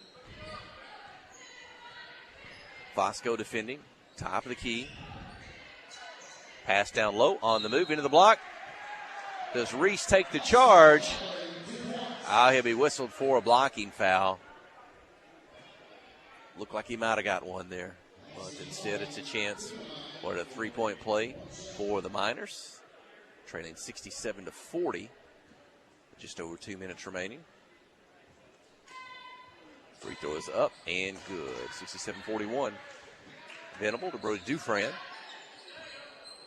Quarterback from the football team. Coming over on the dribble, right, left. Speaking of the family siblings, he's the last in a long line of Dufrans that have come through Clinton football, basketball, and I think maybe some other sports. I think both sets of grandparents are probably watching that. I talked to Sue Bivens this week, and so I know they were, her and Hassel, watching tonight. I'm sure they're watching down in West Monroe, Louisiana.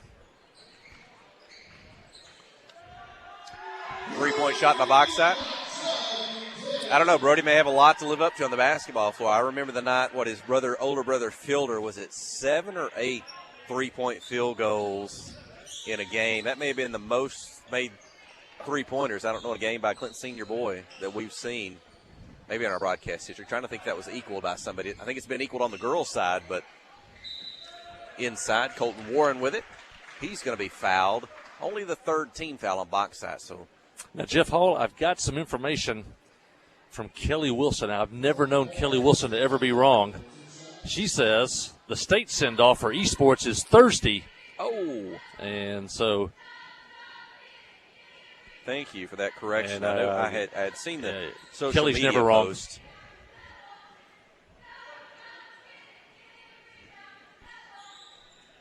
It's cold tomorrow. We don't want people to be out on the sidewalk if they're not coming through. Missing the free throw. Rebound to box side.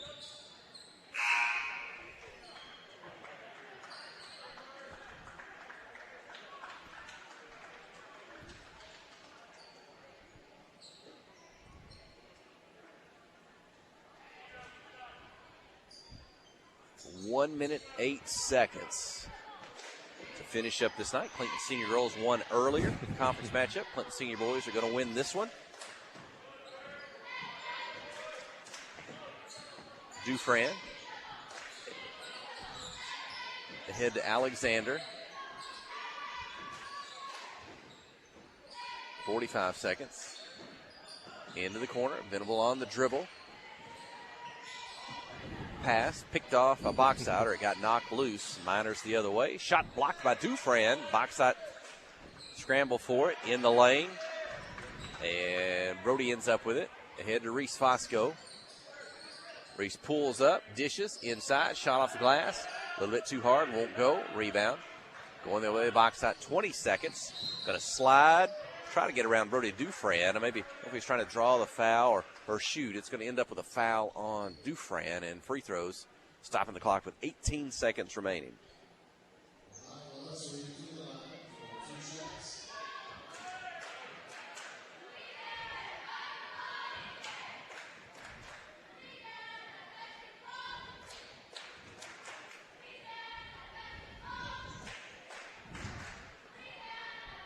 Jackets leading 67-44. Missed the free throw, out of bounds. Check your email or your text message there. There we go. Yep. Yeah. Thursday morning when you hear the bus leaving the school about 9:30. Might hear some sirens on that escort as they head by the schools, loop around the Exxon station, out Highway 65. That state send-off. And you hear the horn. That'll do it from box side tonight. Clinton Senior Boys 67, the Miners 44. They'll walk across midcourt, shake hands. Sportsmanship, the Clinton cheer squad as well. They're out on the floor. And we'll see. Look for maybe a post-game prayer here at midcourt. And the teams will finish up. We'll take a break. When we return, we'll finish up with some final numbers. And we'll name the first Arkansas Bank and Trust player of the game. You're listening to KHPQ and Clinton High School Sports. FL Davis Cash Lumber, your Ace Hardware store, is a proud sponsor of Clinton Yellow Jacket Sports. FL Davis Cash Lumber can help with your electrical, plumbing, paint, tools, hardware, and flooring needs. They're a full-service hardware store and lumber yard. FL Davis can provide you with everything you need for your residential or commercial projects. The knowledgeable staff is always on hand to answer your questions. Visit FL Davis Cash Lumber, your Ace Hardware store. Same place, now Ace. Kick off the season with super fast fiber internet. Pettigene Fiber gives you the home advantage and is the ultimate choice for sports enthusiasts like you. With lightning fast speeds, you'll never miss a touchdown or a winning goal again. Say goodbye to buffering and hello to the ultimate sports experience. Call us at 501-745-2493 to sign up. Better internet, better service, and better pricing that will keep you in all the action. You won't want to miss this. Tonight's game is brought to you in part by these fine Yellow Jacket boosters, by Clinton Stockyard, by the Pottery Shop, by Dr. Kyle Hensley and his staff, by Main Street Florist, by Clinton Real Estate, by Johnny's Automotive, by American Home Pharmacy, by TLC Bookkeeping, and by Regions Bank. These fine boosters help bring you tonight's coverage. Wherever the river flows and however the game goes. The River Company is a proud sponsor of Clinton Yellow Jacket Sports. Just like in sports, you want someone who has your back, the professional team at the River Company Insurance does just that. They'll work hard to find you the most coverage at the best possible price. Whether it's business, farm, ranch, personal, or automotive, the team at the River Company will get you exactly what you need. Sports is a team effort, so come join the team at the River, formerly S&P Insurance.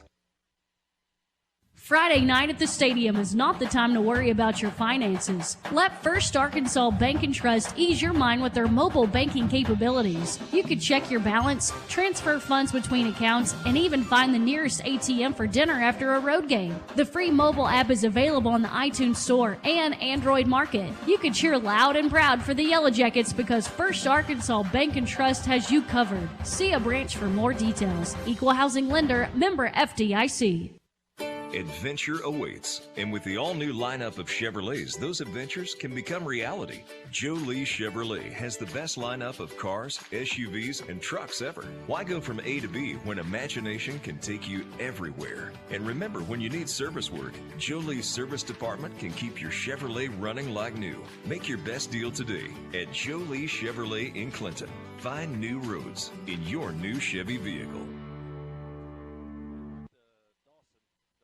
Steve Good at Goods Cash Savers says you can learn a lot about life by playing sports. You may never be the biggest or the fastest, but you can always try to be the very best and give 100%. And that's what they do every day at Goods Cash Saver. Even though they don't have the biggest building, they try to have every item that you might need in groceries. They also overachieve every day in their meat department. So when you're looking for a place to shop, give Goods Cash Saver a try. A supermarket that cares about you and your community and says, go Yellow Jackets. Conway Regional has been the community's hospital for more than 100 years, providing high-quality, compassionate care. As our community continues to grow, we're growing alongside you to ensure all of your healthcare needs are met right here in Conway. Our board-certified interventional cardiologists, specialized team, and innovative cardiovascular technology are here to provide the comprehensive care you deserve when you need it most. So when you're facing a heart emergency, trust the care you'll find down the hallway, not down the highway. Yeah, back here to wrap it up at Bauxite High School, Dawson Arena. Yellow Jackets, a good night to be a Yellow Jacket, as Coach Post says. Yellow Jackets sweep Bauxite tonight. In the boys' game, it was a 67-44. Jackets jumped out to a 21-12 lead at the end of the first quarter and never looked back. They outscored Bauxite 13-9 in that second quarter. Took a 34-21 lead into the halftime break, really finished the game off in that third quarter, outscoring Bauxite 18-9, led 52-30 heading into the final period, and the teams traded baskets in the final quarter. Jackets win by a score 67-54. For Bauxite tonight, the scoring for them, Jonathan Blackman had 1 point, Charlie Rogers with 4. Tyler Summerhill, one of their better players, had only 4 points tonight. All four of those came in the first half. Landon Morton had 8 points. Marcus Banks in double figures with 10. And they were led by Carter Temple. He had 11 points on the night. Bauxite had 4 3-pointers on the night and were 2, 4, 6, 8. They shot 9 free throws tonight. They were 6 of 9. And even I can figure that one up. 67% off the free throw line for Bauxite. Big night for the Yellow Jackets. They dominated on the boards, and they had very few turnovers. Judson Smith's going to like that. I think they're single digits in turnovers after having plus 20 last Tuesday night at Pulaski Robinson. Great job tonight taking care of the basketball. And for the most part, it was one and done tonight for Bauxite on the boards. For the Yellow Jackets, Dylan Jones, the senior point guard, 5 points tonight, including a 3-point basket. Dawson Burgess, 9 points on the night, including a 3-pointer. Gus Groggins, he had 12 points tonight in double figures, had a couple of 3-point baskets. Zane Widener, no foul trouble tonight for Zane. He finished tonight in double figures with 10 points. Carter Holland led the Yellow Jackets tonight in scoring with 17 points, 8 in the first half, 9 in the second half. And the sophomore, Brendan Johnson, great night for the sophomore. 13 points, 9 of those came in the second half. The Jackets had 8 3-pointers on the night, went 4 of 10 at the line for 40%. The Yellow Jackets are now 4-5 on the season and now 1-2 in conference play. Bauxite drops to 4-5 and are now 1-2 in conference play. And I think we talked about going with the senior Dawson Burgess tonight, our first Arkansas Bank and Trust player of the game. 9 points, but a great job on the boards tonight for the senior Dawson Burgess. Dawson's just so big and so strong at it. What football has done for him as a basketball player is you talk about players maybe playing multiple sports and what it can do. Dawson's maybe a good example of that. He's big, he's strong, he can play inside, he can play outside, and I think he's going to continue to get better and more productive even as the season goes on, and he's going to be a good one. I thank everybody over at First Arkansas Bank and Trust for all they do for Yellow Jacket Athletics. Stop by First Arkansas Bank and Trust for anything from a car loan to a savings account. They can do it all at First Arkansas Bank and Trust. 19 locations, maybe more now, around the state of Arkansas, and one in the Cash Saver parking lot in downtown Clinton. Yellow Jackets back home Friday night. They'll take on the Lone Oak Jackrabbits. It's toy toss night, so get those toys, those stuffed animals, bring them to the arena. Here's your chance to throw stuff on the floor and not get in trouble. And all that will go to children's charities of Van Buren County for Christmas. And we got the man, we got the coach, Tim Smith, here with us to talk about some other sports on campus before we get off here. It is. It's Principal Tim Smith, and it's a special occasion when a competing team from Clinton High School is going to make it to participate in a state playoff or something like that. And years ago, those seemed to be a little bit fewer and far between. And we've seen a little bit more of that in recent years. The football team, the basketball team, the tennis team has been fantastic. We've had a couple of state decathlon athletes who won the statewide decathlon. And so we've seen some of those things.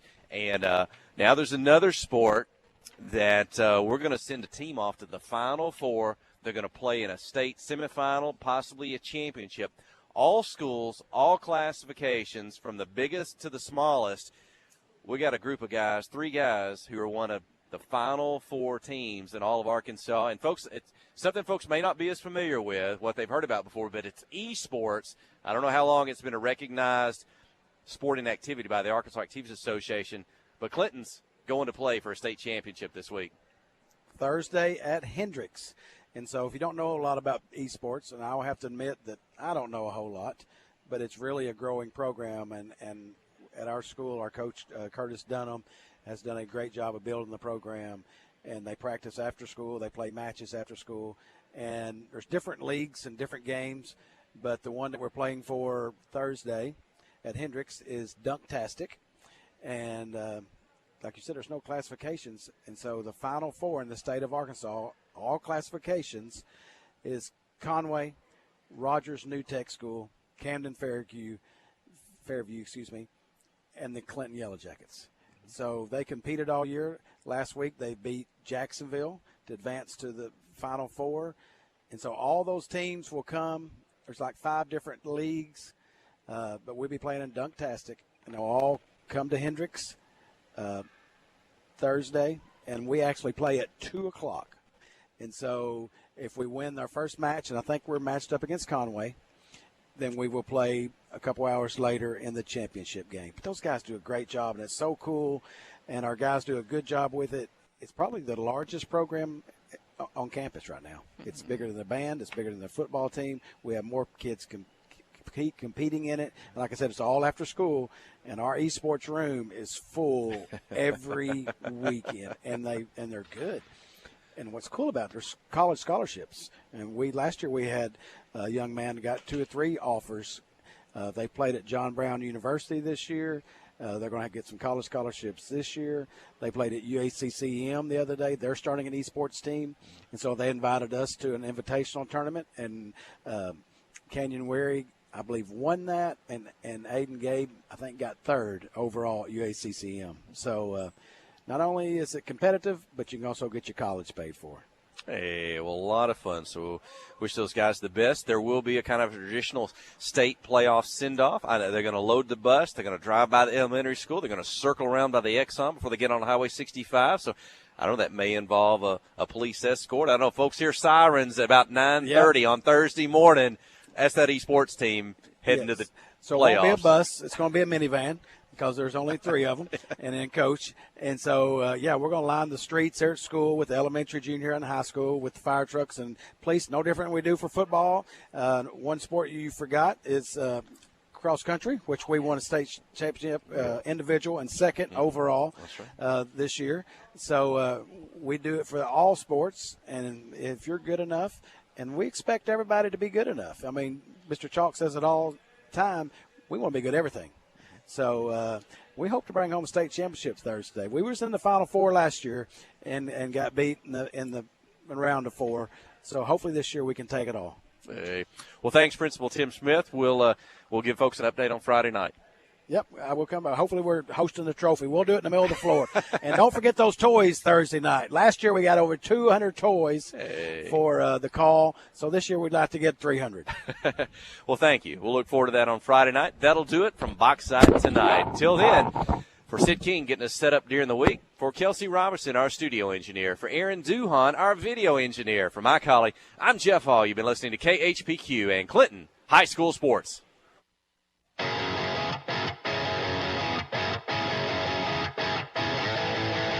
Thank you for joining us for exciting Yellow Jacket basketball action.